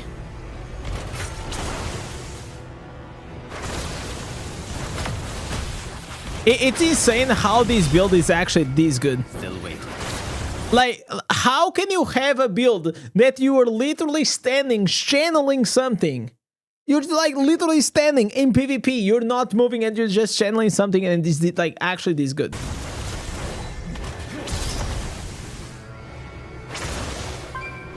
They are still here on phase 1. Ban the beams. Good. I think this is gonna be nerfed. I think like the way they're gonna nerf it is probably not gonna make it as wide. I think like right now it is. I think they gonna adjust it. They're gonna make like the beams a bit like less long range, like a bit shorter, and also instead of being like this wide with the 5 beams, they're probably gonna make it like I don't know, like 90 degrees or something. Oh, time to run away. So we never tank. Never. Look at that, boys.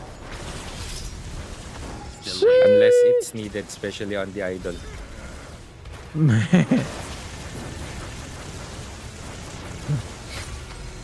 The thing is, like, if you jump on top of him, he has 2 charges of the teleport. So it's not easy, man. It is not easy to actually get into them.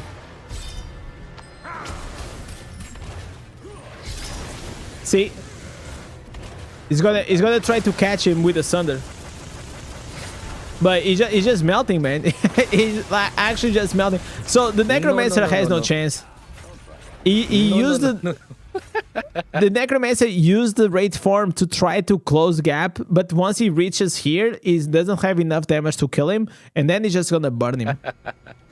It's quite an annoying build for the enemy.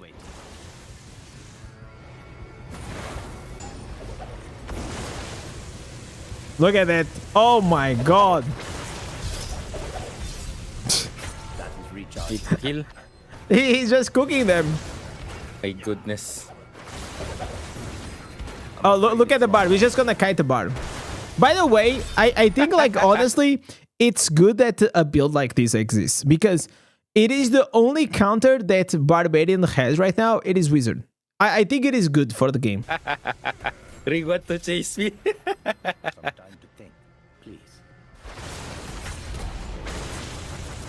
Because otherwise, who is gonna burn them? But even so, look. If it doesn't even do like that much. He just hit him like two times and boom. Oh my god, look at that damage, man. Oh, he's dead. They are dead. I think the range is actually gonna get a bit nerfed. For sure. Oh my god. Oh my god. Okay, this Barbie is crazy, honestly. Look at it. So I think he's using the Demoralize with the Cleave build, right? Don't rush me. Yeah, just burning them. So tanky. Only Zaders can deal with them because of the horse. Not ready yet. Ooh, No. ooh, he doesn't have teleports. Oh, he's dead. He's dead. Yeah, goodness. he's dead. No teleports. Gets caught like that. Now you see why you get melted. Yep.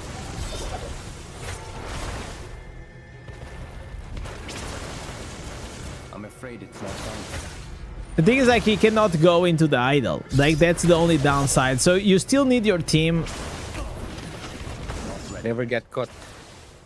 Or I'm dead. Yeah. He's still a wizard. Oh my god.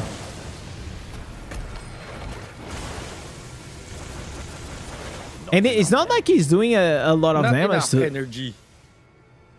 No matter. Oh my god, it doesn't have channeling energy. I'm just here. That Barb is insane though. Look to at that. CC, my friend. Don't rush, really. I cannot tank. I'm alone here. I'm afraid it. I wonder what is the build that the guy is using. I think it's Demoralize, Cleave, and Sunder. Afraid it's not time. Or it's just like the normal Sunder build. Is that? Oh my god, he got so lucky. He got the freeze on the barb. Let's go. He's dead. Nice. That is recharging. The Cowboy Zaders. Yeah. The thing is, like, okay, even if the Cowboy Zaders they do well versus him, They're going right. they struggle against almost everything else. Oh my god. Yeah, you cannot face tank. Wow. Monks also, they get cooked. Monk is in such a rough spot. He has to go to the other lane, by the way.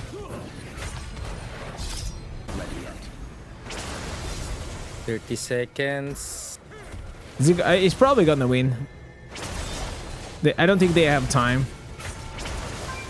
He still has Savior. No, no, no, no, no. That is recharged. I'm alive. Last kill. Bye-bye. Where's that guy? GG. Bro, this gameplay. I wonder if I should try it. I think it's Green, actually by the way, probably is like pretty good for free to play. Okay, I think. Okay, so his build that he's using, oh, it's just like the Thunder build. 12.9. Oh my god, it's 12.9999. Wow, dude. Wow. For the build, as you guys can see, it's a little bit team dependent. So if there is no good 100%. tank or proper front laners, But also like it will always be dependent whenever you're just trying to play carry. If you are not a tank, you will always need a tank to win the game. then you will most likely lose. Let's start with the skills. Electrocute, Frostfield, Ice Armor, Disintegrate, Teleport. For the Paragon 3, I am using Gladiator here. Battle Morale, Hit Death, Grizzled Veteran to the Victor, Overpower. You can also use Brawler if you want to. Heavy Armor, Rug, Combat Expertise, Combat Tricks, Defender of Probably on the Wizard, I'll For use the other one. legendary skill, I am always using Curse of Weakness because I have high potency. But if you want, you can also use Soul Harvester. No, you don't or need Soul even Harvest. You are too far. Benefactor. You're too And far. some Wizard also use Searing Flame. For the green set, I am using 4 pieces Vitus Urges, 2 pieces Restitution in Blood, and 2 pieces Feasting Baron's Pack. Yeah. A lot of players are also using 4 pieces Restitution in Blood in combination with 4 pieces Vitus Urges. I will say that I personally like more the 2 Blood, 2 Barons, just because of the fact that the 2 Barons will also increase the duration of like the CC. For the essences, Mass of Illusions, you can also use the other Teleport Essence that gives you damage increase, crashing weight. But for me, I like the invisibility better. Lisana's Sorrow. Oh, so the invisible. During Oh, so it Judgment, teleports and becomes Atrophies, invisible. Cut, Interesting. Score Cut, Cycle Stone, Asymmetric Reality, Ebarin's Visage. Yeah, this here is a dead So slot this build basically. is very easy to use. Just buff. Stay out of range to the enemy. Just kite. Disintegrate. Also teleport if needed. Move a lot. Do not stay on one place. And check your map. Your mini-map is very important. Those dots. Because your range is very far away. You guys can see. I think like the only requirement is really like the disintegrate That's why beams. mini-map is also very important. Important affixes. There's only one. Yeah, one. Yeah. No, there's disintegrate. 2. Because I think the other skill is also needed. For the first one, disintegrate. teleport This is a affix? must-have. So this is on shoulders, Okay. pants, and off hands. Okay. Shoulder 4 pants and pieces, offense. At least 3. The next one is Ice Armor. Increases movement speed by 8%. Okay. This will Interesting. help a Interesting. lot with your mobility. Without this, I feel very slow. I have, I think, 2. And that's enough. But minimum 3, in my opinion, is better. So it's armor, pants, and main hands. The important attribute for that this was build interesting. is potency. Mainly So you can move potency. around. And second one is armor penetration. So I just focus these 2. For the summary of the build, you can just screenshot this one and for the list. Alright, so that's it guys. I hope you guys enjoyed this video. If you guys have any questions or Man. Kill switch coming up here with another build showcasing how OP Wizard is. So legends, don't forget to go drop the like, subscribe, and all these things. Go support my boy. And also, if you guys enjoyed these clips, well, also drop that like and the sub. I appreciate it. So thank you very much. Peace. All right, boys. We did these other reactions. Today we're doing some reactions. What class are we gonna be tomorrow? So that's gonna be up to you guys. So tomorrow is gonna be the new class auction. If you guys never been in a new class auction, it is a very fun event. You guys gonna have a lot of fun. I'll give you guys the opportunity to vote on the classes that maybe I can change, I cannot, and the class that has the highest votes after the 1 hour, it is the class that we're gonna change. So that's how it's gonna be. Yo, Jay, what's up, man? You changed to BK this morning. It's crazy. Yep. Yes, it is, man. I will say, the guys, I know like a lot of people have different perspectives about things, but I don't think like you're gonna win a medal of honor to play a class that it is struggling really hard, and especially if you're playing a class that is struggling really hard and it's actually limiting the fun that you're having inside the game. I will highly suggest you guys to actually switch classes for something that you just want to try. It is literally the biggest cheat code that I found myself to play Diablo Immortal for the past 2 years. It's just like, okay, whenever I am like done with a class, it's just like afterwards I don't have anything else to do or to explore. I'm just gonna become bored, so I change. And I feel like that's the way that personally I think I have more fun, and I think you guys also will have more fun, you know. 1.8 over a minute with bad set and class access. Yeah, it is really powerful, especially on the dummy, indeed. Oh, dude. What a day, boys. What a day. So, we watched the Necro build right here. We also watched this one. So, now I'm gonna throw you guys a curveball, okay? And there are 2 videos that no, you know what? I kind of wanted to watch this one, the soulless death of mobile gaming. Okay, there's something about this. This guy has 14,000 subs and he has almost 1 million views, which means that this most likely it is a pretty damn good video. Okay, so. I think we're gonna watch this one. I think we're gonna have some fun watching this bad boy. You just need a BG build. The BG build is pretty much the same as the PvE build, but you just put the chest piece instead of being the influencer. You put the one that the Whirling Strike gives you armor damage reduction. That's about it. That's about it. The soulless death of mobile game. Let me see. Let me have here. What is it? It says maybe mobile gaming. Maybe the real mobile gaming was the friends we made along the way. Okay. All right.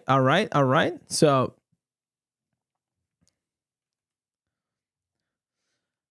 All right, ladies. As you guys know, mobile gaming, it is on the rise. But many will say that in many things, it is actually probably dying. So let's go here and check this video, which is very, very interesting. The soulless death. You ever of look the at this mobile and gaming. think, man, I wish I could do that, but on the go? Yeah, this is probably better. When you hear the term mobile gaming, you probably think of those quick, bite-sized games you play on your phone. Yep. I guess it could also mean something like this, but that's not what we're talking Nope. about That's today. portable Everyone gaming. has played a mobile game at some point in their lives, whether it be a game specifically made for a touchscreen, a console game ported to phone, or even one of those text message games. And I, along with many others, have very fond memories of the games we played as a kid. However, if you've played mobile games as of late, you've probably noticed that they just don't feel the same anymore. And I'm not just talking from a place of nostalgia. If you compare an older mobile game to a newer one, you'd think that this game is from 2013 and this from 2025, but I think it's. Do you guys think it's because they are trying to make mobile games like the same way as console games and PC games are? I think also another aspect it is the amount of pay to win that they exist, and mainly these games here, the only reason they had was they just want to make like fun games and with a lot of replayability, so they could have like those Google ads at the top and the bottom. So the pay to win system, like it was not as like developed like in the early days. So a perfect example was like Flappy Bird back in the day. No, it's the other way around. And it's not that there's just a couple of bad games. It feels like the vast majority of what is being released today looks like, I don't know, this. Solve the equation. So you see, look at the ad here in the bottom. That's what I was saying.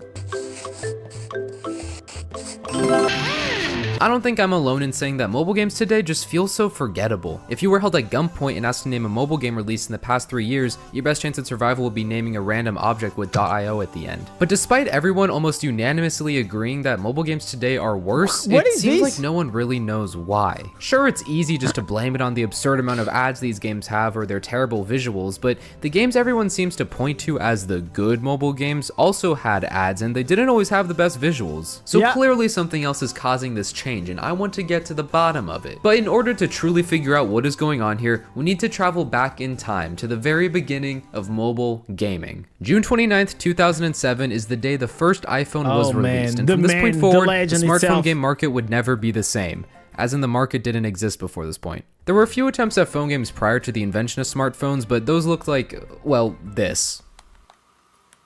By the way, this was the GOAT. So many hours. But with the introduction of the iPhone came the App Store, and as much as we take it for granted today, this was a huge step for the future of mobile gaming. The App Store allowed for third-party developers to make iPhone apps easily accessible to people using an iPhone, which wasn't really possible on older phones. And this was a big deal, not just for the large gaming developers, but for anyone who was interested in making a game. Me? Never before was it this easy for a game developer to make a game and instantly have it in the eyes of people using the exact device their game is for. And because of this, we enter into what I'm going to call the golden age of mobile gaming. This is the era of mobile gaming I think most people are nostalgic for. You got your Angry Birds, Cut the Rope, Subway Surfers, Jetpack Joyride. And what made the App Store so unique is a majority of the most popular games on this thing were made by small independent developers. Now half of the App Store, it is like a dress me up gaming or like gacha games. Contrary to what you would expect, a majority of the biggest mobile game franchises of all time were made by independent teams of less than 10 people, sometimes even a single person. Angry Birds, ever heard of that game before? It was made by 7 people and became one of the largest franchises, not just in mobile gaming, but of all time. It's not that major gaming companies weren't interested in mobile gaming, heck, they'd be stupid not to dip their toes into it. It's a device that can be carried around with you anywhere, and more people owned one than a video game console, so why wouldn't we make Resident Evil Mobile Edition? What? This was a mistake. Yeah, most major gaming companies just saw mobile gaming as another medium for them to sell their console games. While small indie studios worked on games specifically made for the iPhone's hardware, the larger companies fell behind as console ports to phone just weren't very appealing. I mean, if you take Mega Man for mobile and put it next to Cut the Rope, you'd look at this and think, yeah, I'd want to play that on a phone, and this and think, oh, I'd rather play this on anything but a phone. Large developers just didn't seem to understand what it is that makes mobile gaming appealing. It's not the fact that you can play a game anywhere, it's the fact that you can play a game that was made to be played anywhere. So because of this, independent developers picked up the steam. They crafted games that felt intuitive to play, taking advantage of the iPhone's touchscreen. Angry Birds had you pulling back on a slingshot, Where's My Water carving a path through dirt, and Cut the Rope. I actually never played like these two. I played a lot of Angry Birds, of course. You literally cut the rope. All these being things that weren't possible on a traditional gaming controller, and it really looked promising for the future of mobile gaming. In fact, there was a period of time when people thought that console gaming was going to become completely irrelevant due to the popularity of mobile gaming. New innovative games were releasing left and right, and it seemed like nothing could stop mobile gaming, until it didn't. Down the hatch.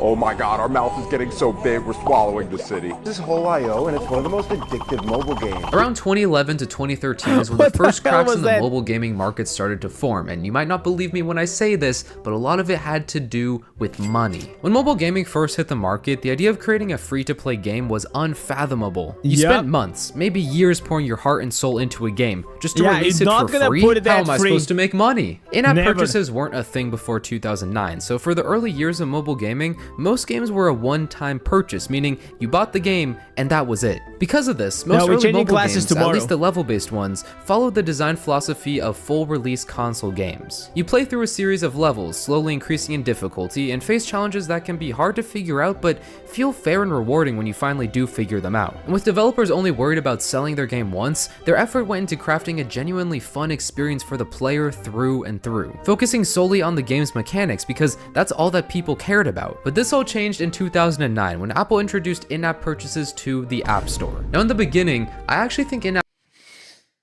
microtransactions, boys. This is where it all went to shit. Literally.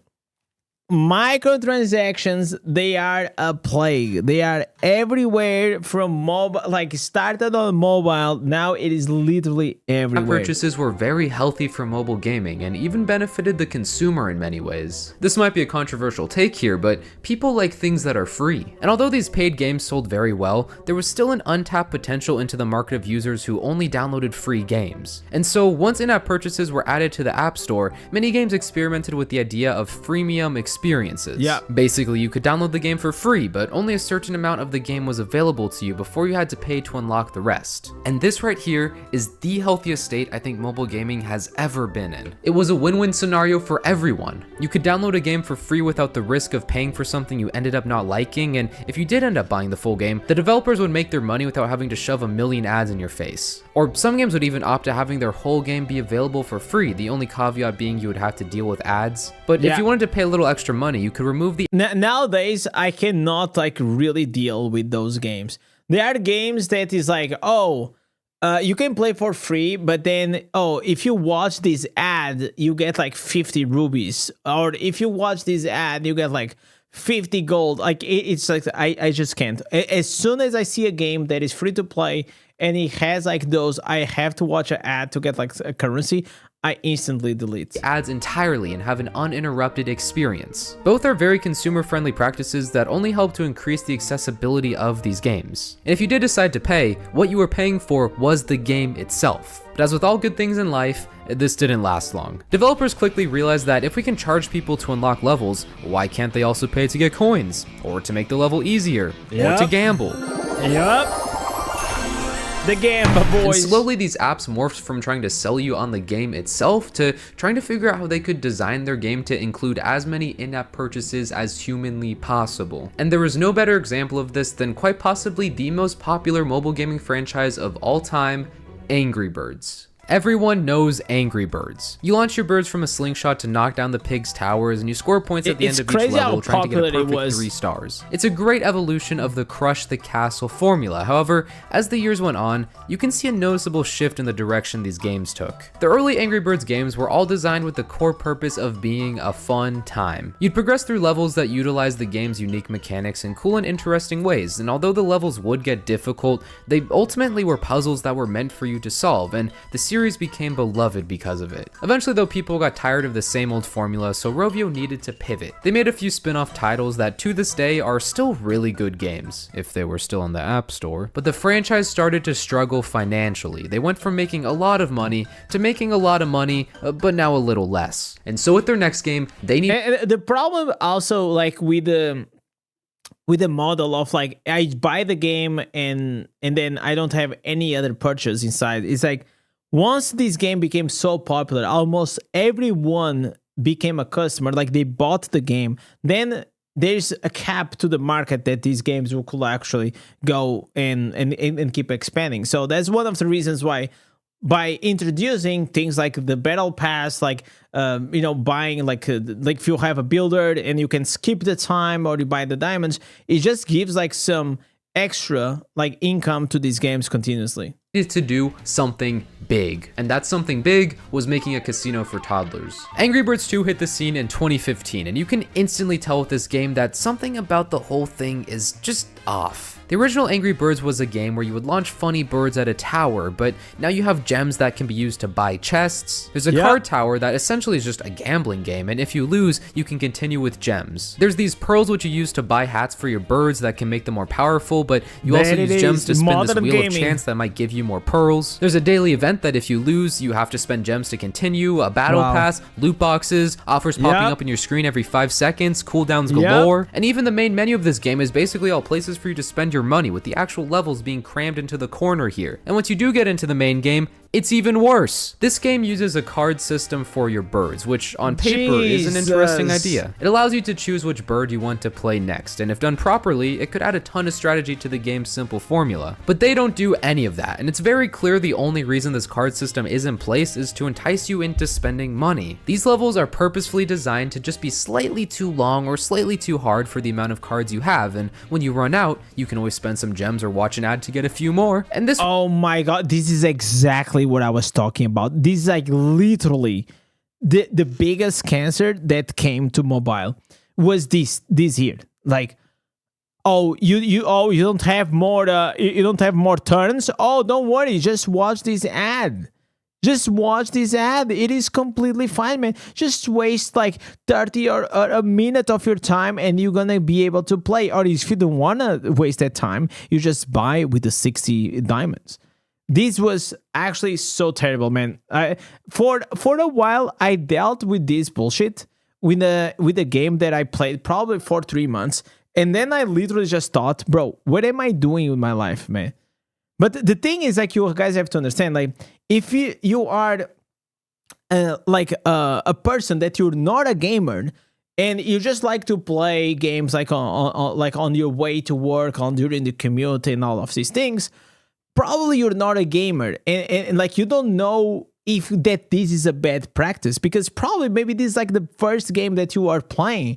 So you think that all the games, they work this way. So maybe you're actually gonna spend the money to skip because, you know, maybe the metro will reach in 3 minutes and you still want to go and pass this level. You can always spend some gems or watch an ad to get a few more. And this would all be fine if you could just restart the level. It'd be a fun challenge to figure out how to beat it with the amount of cards you're given, but you are actively encouraged not to try again because you have to spend these energy points, which you only get a limited amount of every few hours, just to retry the level a single time. It costs 10 energy points to retry a level or even just start it, and you only get 60 max. It's a purposefully frustrating game loop that only exists to try and reach into your wallet, and the levels are actively worse because of it. While the original Angry Birds had smartly designed levels that challenged you on figuring out where to shoot your birds, it feels like in Angry Birds 2 they purposely space out the towers and divide the levels into segments, so you are forced to use more cards, which means you're more likely to run out and then pay money, and I think you get what I'm saying here. It's really unfortunate because they do have some really interesting ideas in this game that I think, if done right, could be an incredible modernization of the original Angry Birds game, but they are not designed to actually be fun. They are designed to just be predatory. No, why would they do that when they can just shove a price tag in your face? And mobile games across the board are switching to this philosophy of making good money over making a good game. Angry Birds 2 at least includes some interesting gameplay elements, but the vast majority of games populating mobile stores today don't even bother on that end. And why would they, when it's been proven to be financially beneficial to prioritize player retention over actual gameplay? That's why it's so hard to find anything that feels like those classic mobile games of the past. These? All these developers are so focused on making a monetizable experience that they forget to make a fun game in the process. They're either so brain dead easy with super short levels so you think, oh, one more couldn't hurt, or so frustratingly difficult that you become determined to solve it. Compared to games of the past that actually respected your ability to solve challenges and didn't use all these retention tactics, and combine that with the fact that majority of the games being made today are by large corporations and no longer independent developers, and it's pretty clear why things just don't hit the same anymore. They don't care if anyone enjoys their game as long as they make a few dollars in the process. And at its core, this is why mobile gaming the issue is that they don't make a few, they make millions of dollars. And once they figured it out, like this formula here, it was so much more beneficial for the corporation to make more money than actually trying hard to make a good game. that's when like everyone is start to copy each other. Today just doesn't feel the same. It's not the terrible game ads we've all seen. It's not how many ads they shove into your face. In fact, it's not even the in-app purchases themselves. These things would all be fine enough if the games themselves actively tried to be good, but they don't, and it's because the design philosophy has changed. They're not even trying to be good. Oh now, I'm my not saying God. that every mobile game today is bad. In fact, I can think of a couple that I've played in the past few years that I thoroughly enjoyed. But unfortunately, that only makes up a small portion of the gaming market today. If you removed all this slop from the App Store, I honestly don't think people would see mobile gaming in such a negative light. There is still good stuff out there, but when it feels like the majority of the industry is trying to cram their hands into your wallet, it can be hard to enjoy even the games that are genuinely well made. I guess what I'm trying to say is, yeah, mobile gaming might not be quite what it used to be, but that shouldn't stop you from being able to also see the good. And honestly, understanding why these games are the way they are kind of makes me appreciate them in a way. Sure, they're soulless, money-hungry products, but I can respect them for what they are. And if you enjoy these types of games, then don't let anyone stop you from enjoying what you do. Unless if that something is Kiss in Public Simulator, you need to get help. Oh my God. What a great video, man. What a great video. Like the reality, and you know what? And this is here that is just showcased. It's actually just the start. Like this goes like even so much deeper nowadays, like with all the monetarily like predatory solutions that they keep bringing into these games, and like gacha games, they do this very well. And it feels like nowadays, like it's so hard to find either mobile games or even like desktop or PC games and companies that they are still like trying really, really hard to make good games, because everybody, it just has the stakeholders to please. They have the boards of directors that if they don't make X amount of money, development is getting so much more expensive than it used to be. And whenever you have a very large corporation that you have to literally just keep feeding them, it gets, you know, very tempting to just not try hard enough to make a good game and be at the risk that, well, maybe the game is gonna flop if you don't make a good title, right? So very good video. Drop a like if you guys like. Also, I'm gonna leave Dylan rate this video down below. Drop him a like as well. Support him, because this was actually really good work and I really enjoyed it. Take care, boys. When grids take over, like this was actually a really good one, man. I quite enjoyed this one. Oh, dude. So, legends, we have two more videos on the line, and one, it is here that someone sent me that I should watch. It is from Lonely, how to farm everything efficiently in Diablo Immortal. And the other one is you will never experience WoW like this before. Which one shall we watch, boys? Which one shall we do it? WoW or Lonely? I mean, for me, I'm down for any. I think like maybe I kind of. How long is this? Okay, this one is 90 minutes. Wow. Both of them are quite long, so we probably only have time to actually watch one. So we're gonna have to decide. But man, like a mobile game is actually, I don't know, man. I really like the convenience, and after playing WoW, it's really hard to go back to play only PC games. I really like the fact that I can play WoW and not WoW, like I can play on the PC and as well the mobile. But that's just how it is. So we are still here with the Druid. Let's go and what is this? Is the next collaboration with Diablo Immortal? What do you mean? What do you mean, boy? Do you mean like this, the character? This is a StarCraft collab that we just had. Oh man. Oh. Man, I'm quite sad today. Like today, like my team, it lost the Portuguese final. How insane is that? How did they lost the final, man? That's insane. They should actually ban the players. Unacceptable. Unacceptable, boys. Unacceptable.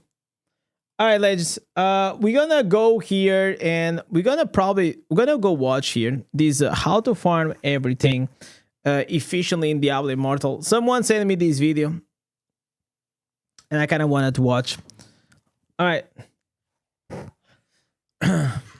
All right, ladies, as you guys know, farming efficiently in Diablo Immortal, it is very important. Many of you guys wanted me to watch this video from Lonely that he made a while back, so let's see if everything is actually right. There are many different things you can farm in Diablo Immortal, and in this video, I'm going to be showing you how to farm basically everything in an efficient manner. All right. By everything, I mean everything that's farmable, worth farming, that you need to know about. Okay, If awesome. you already know about a certain material that I'm mentioning, or you're interested only in a specific thing, then check the timestamps and skip around yourself as well. If you already know about Magic Find and Vanquisher, then you can skip to this timestamp.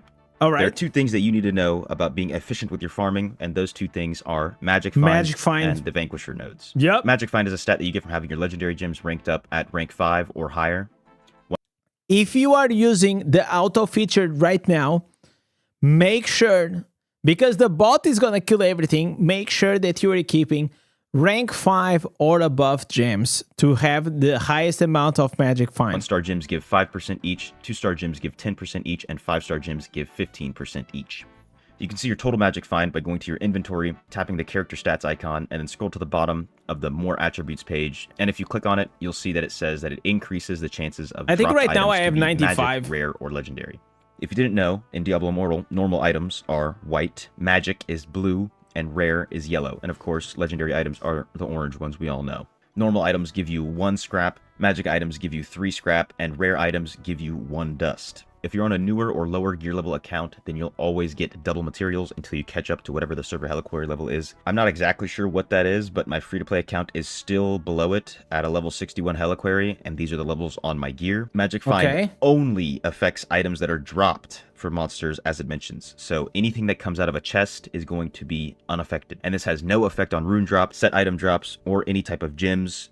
Only items dropped from monsters. Yeah, the only second the thing you need gear. to know about is the Vanquisher Paragon. Specifically, the Treasure Find, Greed, The Swift golden Learner, one. and Gold Find nodes. Treasure Find and Swift Learner only apply to elite monsters, but Gold Find affects gold drops from any monster. If you're killing anything and you need scrap, dust, or legendary items, you must be using this Paragon. It outweighs the benefits of having more damage from other nodes, and keep in mind that Treasure Find just gives a flat increase in drop rate of any item. So this works best if you have high Magic Find along with it, so that you can make sure that more of these extra Basically items double that drop stacks. are higher quality. For the 5th Paragon node, I just recommend that you use Exorcism for the flat damage increase, but if you are in need for some speed, then you can use Boundless Stride. I will actually recommend you guys, if you are using the bot or you're just farming, to actually go with the delayed the inevitable, because it's gonna prolong your killing streak. Like the longer it prolongs, the higher the killing streak you have, the more bonus and XP you actually gonna get. So if you get like 3,000 5,000 like kills in a row, you're gonna get like such a nice XP boost, because most of you guys will probably not need to have like this extra damage or even like the movement speed if you're using a farming build. Now that we know about Magic Find and Vanquisher, let's quickly talk about elite monsters, because there are a few things that can only be dropped by these guys, and they also have the best drop rates for everything else. Blizzard doesn't tell us the exact drop rates of anything, but elite monsters are the only ones that can drop Spirit Essence and Stained Remains, and maybe Familiar Contracts. Because I've only ever seen them from elites, but I'm not gonna 100% confirm that. Familiar Contracts can only drop on the hour for about 6 minutes, and every 30 minutes for about 6 minutes. The golden based on hour. server time. VK is the one who discovered this with his community, so his video on that will be linked in the description. But like I said, along with those drops, elites have the highest chance of dropping everything else, from runes, items, normal gems when in a party. So the best farming methods all include places where you can find lots of elites, which we'll get into in the rest of this video. If you're trying to level up your gear or get materials for enchanting, then you need to be farming scrap, dust, and gold. The best place to farm scrap, dust, and gold together is going to be loop farming. I tested this specifically in Stormpoint at the Stormpoint. So this is already like a video from a while ago. Now, if you actually go inside the game, you guys not gonna have like these activating the blessings, just gonna give you like better gear. And also you're gonna have the auto battle, which is gonna give you like 24 hours per week. And every time that you activate, you're actually gonna have your character just farming automatically for 60 seconds. So you just need to go to open world and this is gonna start farming for you. So since this video has been made, they added this into the game, which made like so much easier. To keep, but you can loop farm in many different places around the map. You can go to a place also known as the Crabs in Stormpoint and farm here by the ship graveyard. There's a place called the Monks in Mount Xavian. You can farm here, and there are many, many more, some of which I have posted on my Discord, which if you'd like to join, the link is in the description. But beyond that, you can probably find your own spot in many different parts of the maps. Stormpoint and Mount Xavian are my favorite places, and that's where I did most of my farming personally. This is how I did it back in the day, man. Scrap per hour, close to 150 dust per hour, depending on your magic find, as well you earn. You know what? This is actually so curious because whenever I was leveling up like my gear back in the day to level like 30, right? Like I also ran and I tried to figure out where was exactly the highest earnings spot in the game. And I found out the same thing. Stormpoint was the one that gave me the highest resource. Second was the Mount Xavian. About 180,000 gold per hour here. One of the best places for farming gold. If you have scrap and dust, but you just want gold, yeah, I meant then 60, you need to be doing your 60 weekly minutes. vault runs, but you can't really farm that. So after completing this, you need to go back to loop farming, or you can either run Erebon or do Verge runs for 1,000 points. From my testing, you can earn upwards of about 150,000 gold per hour doing these last two things. So make sure in the Verge that you're only getting to 1,000 points. And if that's too hard or it takes too long for your account, then try out Erebon, which any account can do. Just make sure that your build has I also like this very boring for these. In it to be opening at least 70 chests per run, but you should shoot for closer to 90 each run. Don't get the bonus chest until you're leaving. Sweaty. If possible, because as soon as you touch the bonus chest, all the other chests get locked. Click the bonus chest once the time runs out on your way out. If you want to know how the Verge or Erebon work, then you can check out my Discord. I have tons of info on these game modes specifically. If you're in need of lots of XP and you're out of challenge rifts to run, your battle pass is maxed, Survivor's Bane or Fractured Plane aren't here, then you should just also open be running Erebon. This is the best way to farm XP in the game, and if your account is at 100% XP rewards, meaning you don't have any boosts on your XP, then you can... I will only farm like monster instances like really quickly if you just want to do the 10 for the day or XP in Erebon. Anything else, if you want to scrap, just go to open world with the party. I think it's going to be like way faster. Earn upwards of 7.5 million XP per hour. Of course, as you keep leveling up, where do you like to auto? In Charvel Wilds on the right side of the map. Below 100%. But even at 20% XP rewards, this is about 1.5 million XP per hour. This is the activity you'll find people grinding when they're at 1% rewards to boost themselves to the next difficulty when that comes out. And it's really the only way to do so without saving XP from other parts of the game. Also, make sure you're completing Sentinel Stand every day if you're still upgrading your gear. This can be found in I still do Dreadlands and is this every single day since I started to play the game, man. I still do this every day. It is like 3 or 4 or 5 minutes. It's gonna give you so many rewards, man. Legendaries. It's just it's like passive income in a way. You do like 5 minutes and you get a full hour of resources. It's really good. 8 towers placed in total and your bolt casters to level 3. If the new monster type is a Goliath, then make sure to max out those bolt casters before placing any remaining energy towers. I always use like the bolt caster. All you need to do is... I have like such a simple way to do it. I put everything with the energy, like I put like 2 energy towers. I level up like the bolt to rank 4. Then I put everything else with the energy towers and then I just like spam bolts. Place energy towers with bolt casters when a new lane opens, level them up, which should be very fast, and then profit. You no longer need to come back to the Shardstorm after an hour to claim the rewards. No, you'll just get best change ever. Thank you, Blizzard. Claim everything. So I recommend everybody do this because it's basically a passive way to earn a good amount of materials. And you can be doing this while you're doing any other type of farming. Another thing you can do is come to the Ancient Cradle and kill the Juret. You can do this 3 times if you're lucky and get some of the fastest dust for those couple minutes that it takes. You should kill him in Inferno difficulty first. If Inferno 9 or whatever difficulty you may have unlocked is too strong, then go to Inferno 1. Once he's dead there, then you can switch to Hell. Any of them work.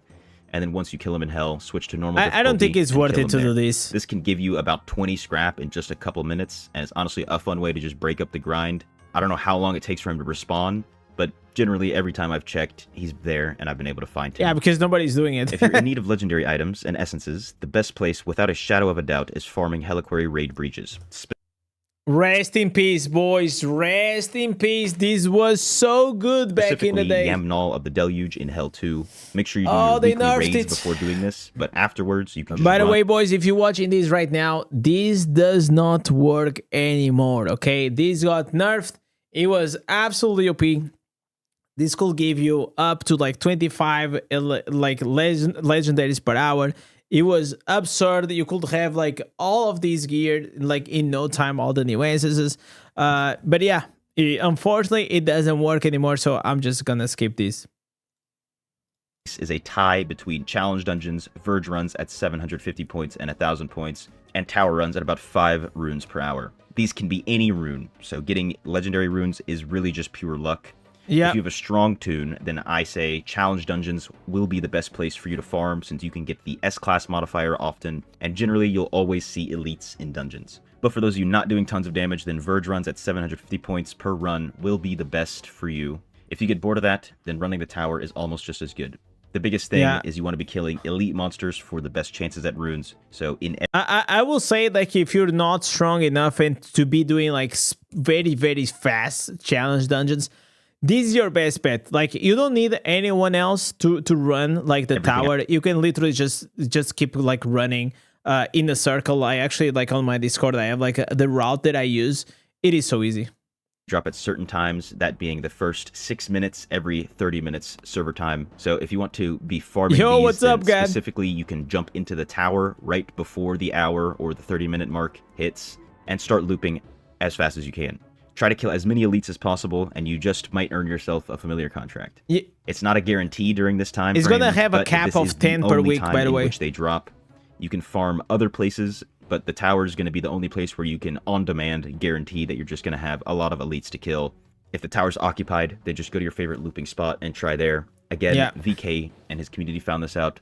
That video this is such a crack thing that they found out. Then I'll list out the places you can earn them here. You can't really farm these. Nope. But many people ask me how to get them, so I'll just mention it. For the most part, hilts are going to come from the codex and shadow tasks. As you level up through the battle pass, you'll earn tons of hilts. Each time your character gets stronger, each time you defeat new raid bosses, complete higher challenge rifts, or increase your battleground Also, rating, like prediction, Shadow Wars, the Conquest tab. The Hero's Journey, exploration tasks, and achievements will also net you some hilts, but these are one-time completable and not really farmable. The other place you'll earn these are from completing shadow tasks in general, as well directly from the vault. As well, every Sunday, you can earn some by making predictions on the Visual Blades or Rite of Exile fights, and if you participate in these fights, then you'll earn 500 hilts for free without doing any predictions. Yes, sir. If you're hunting Terror Essence, I'm sure most of you know that these only come from Terror Rifts, and you can only do 10 per week, but I'm going to be showing you how to do this as efficiently as possible. The best 3 maps in order are Frozen Tundra, the Library, and Mount Xavian. In the Frozen Tundra, you can come up to the Ruins of Sescheron and farm. Bro, this spot is so cracked. You'll cap out your fragments. Yeah, so you just cap everything, and then you just do all the towers at once. It's just like that easy. Within 4 minutes. Faster than any other map. If you are at started the game, like, you most likely are not gonna be like strong enough to do this like instantly. So just join a party with other 4 players. People are always like looking for parties, and just tag along with a whale. That's like literally whenever I first started the game, I was not strong enough to do the 4 towers. So that's what I did. I just tag along with some whales. I was literally almost on follow. Like, I was not on follow, but I was like literally following them while they kill everything. And then I only had to take the time to kill the boss. You'll do this so fast that you'll just be waiting for spires to appear, and you can complete 9 Terror Rifts in the hour here if you really wanted to. The next best place is going to be the library in the hidden alcove. You can loop around here as well and kill the monsters around the entrance of this room. I will also say that every single map has a spot that you can farm really well. To get all your fragments within a similar time frame of about 5 minutes. But another reason this map is so good is because it's small and you'll spend no time getting around to each spire when they spawn in. And finally, Mount Xavian is a good map because you can come up here to the monks. The shame that is used. Yeah, Lonely was great, man. And then run circles here. You'll always have monsters to kill, and you should be able to cap out your fragments within 5 or 6 minutes, and then be able to kill the spires very quickly. The spires on this map are more spread out, so that's going to eat into your time a little bit. And if you're on a newer account... I'll tell you something that I feel like they really need to change in Terror Rift. They have to make it in a way that we that are at the end game, we can literally skip like you kill one tower, it should respawn right next to it, right? So the amount of times that if you are like at the end game that you are literally on top of the teleport waiting for the next spire to come, it is so annoying. It is actually like one of the worst things that I feel like this game mode has. Or they give us that, they just put like you kill a spire and the next one respawns like right next to it, or you make a challenge Tear Rift or something like that that's gonna become like maybe better rewards or a bit like I don't know, something that will take us a bit longer, because the way it is right now, I think it is quite boring. Or an account that doesn't have much damage like an alt. It is really boring to do. Running these in your highest difficulty. But I will also say that now you can also run your bot inside these Tear Rifts. Just make sure that the build that you're having and wherever you're putting the bot on is a spot that you're gonna farm like really fast. Otherwise, you might like not farm like the 300 fragments in time to kill all the 4 towers. You can do Tear Rifts in as low as Hell 2 if need be. I recommend this, to be honest, because for most players, the benefit of doing Tear Rifts is all about selling Terror Essence. So you just need to make sure that you're destroying all 4 spires. And if that's too hard, or doing the L-Slayer bounties, drop it like it's hot. Even on my free-to-play account, I run these in Inferno 1 so that I can still join a party with others and get normal gems, but also the monsters are still super weak, and I never have issues destroying all 4 spires. And if you want to, you can... Because all you want, it is the Terror Instances. Like, you don't care that much about the rest. If you're not really worried about joining another party for normal gems, but Inferno 1 is where you should run these if you'd like to be in a party. Yeah, and also like one thing that I also Daryl is saying in the chat, whenever you have 4 people together inside or like you have one or another player next to you, you're gonna have like this chance of like more elite mobs to spawn, like the orange mobs, the golden ones, and the blue ones. So those will come, like they will just like start chasing you, and you're gonna get like way more fragments like that. So try to make it if you're on a newer account or returning after a long break, then you may also want to farm activity points for the Ancestral Tableau. By the way, this is also being removed from the game, so we're gonna skip this. It doesn't matter anymore. Thank God. Fuck activity points. If you're trying to farm your normal gems for the week, getting your weekly 63 normal gems, then the best way to do this is to get a 4-man group and jump into the Verge for 2k point runs. Doing this will give you 4 of each gem, easy, 4 bound and 4 unbound normal gems each run. And this is quite faster than trying to hunt lairs yourself. And you do not need to kill the boss every time. All you need to do is get just to leave 2,000 points. And depending on your group, you can do this within 2 minutes. By the way, how many times do you guys still join a group and it's like a 2k out, right? So whenever you reach to 2,000 points, you just want to leave. But then you have someone that is new at the game, they don't know how it works, and then you have 3 players that are outside just waiting for that one dude that is still like killing the boss every single time. Sometimes a minute and 45 seconds. And that's then what you makes have to this teach so him much faster than hunting lairs. If you can't find a group or your account is very weak and you can't really do the Verge that well, then the next best way is going to be running Erebon, getting to difficulty level 8 and making it out safely. I have more info about this on my Discord channel if you're interested, but I would not recommend that you go hunt lairs. Sometimes it is worth to do lairs. So I'll say like the benefit that you have from doing Abyssal Verge, aside, like instead of doing Erebon solo, is that in Verge, not only you are doing your weekly gems, but also you're doing your daily gems at the same time because you are in a party of 4. If you're just trying to get some of the exploration tasks, but for the most part, go do the Verge if you have a group, and go do Erebon if you're just trying to do it solo.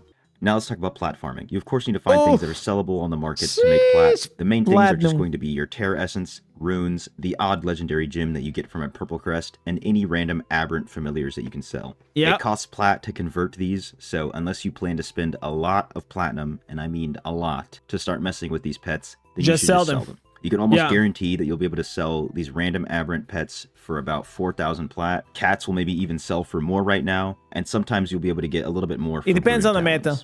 I don't recommend buying purple crests with platinum unless your account already has all of its slots awakened, but you should cap out your fading embers with your elder rifts every week so that you can craft a purple crest for free. And when it comes to selling normal gems, you're going to get mixed answers from everybody about what to sell and what to keep, but I'll just tell you this. If you never plan to do PvP, then you will not be hurt by selling all of your aquamarines and all of your topaz gems. There are rumors of the tourmaline and ruby gems getting some sort of... I will say, guys, I will say that even if you are and you will just want to be a PvE Andy, if you want to be at the top guild to get like the best rewards, the guilds, they still do PvP, okay? So even if you don't want to be just doing PvP, okay, which many players don't, the end game will still requires you to do some PvP activities, okay? So I will probably not go and sell like the aquamarines and topaz. Yes, you will not need them in PvE, but you're definitely gonna need them in PvP, okay? You never plan to do upgrade them yourself. As for runes, just do what I mentioned earlier on in the video. Hope you get something sellable, and then that's the only time you'll really make any plat. Yeah, any runes. Substantial the runes plat. that are really sellable are TYR runes, the FA runes, and anything legendary. You'll also get 300 plat per day from the battle pass, so at least once every 3 days, make sure you get a bunch of battle pass points to earn this extra plat. Your codex will save 3 days of rewards if you don't do this daily. And there you have it. That's how you can farm anything that's worth farming as efficiently as possible. If you have any more questions, please leave them down below, or you can join my Discord and leave those questions. But what are the crests? No. Okay, I thought it was gonna... I mean, okay, technically, you cannot farm rare crests or legendary crests in tournament, but I think it should have been here. That's the only thing I was waiting also for the... Okay, what are all the sources of rare and legendary crests that we can get inside the game? I think that will be a really good addition here. Questions there as well. You can see a lot of the numbers that I've put out for farming and learn a little bit more about the game and its systems. If you enjoyed, please leave a like, and if you're new to the channel, make sure I to really subscribe. liked it. You can also... Man, Lonely, you are definitely missed. You are like a great... You weren't, like you are a great YouTuber. I hope that wherever you are, legend, you find your way to success. Thank you so much for this video. Many of you guys wanted me to watch this. Probably going to watch a few other videos maybe later on of Lonely. I'm going to link his channel down below. Also, if you guys enjoyed this content, don't forget to drop the like, subscribe, type shit in the comments, and I'll see you guys very soon. Peace. All right. I mean, yeah, this was I'm gonna be honest, man. It was unlucky that our boy Lonely he kind of burned out of the game. You know, if only, boys. If I think if he never streamed, probably you still be gonna be making videos. By the way, the reason why there is a black screen is because the Diablo Immortal just crashed. Oh, dude, is Gad still there? I kind of want to say something to him. What is the new class? The new class is gonna be the Warlock. The Warlock is coming in June.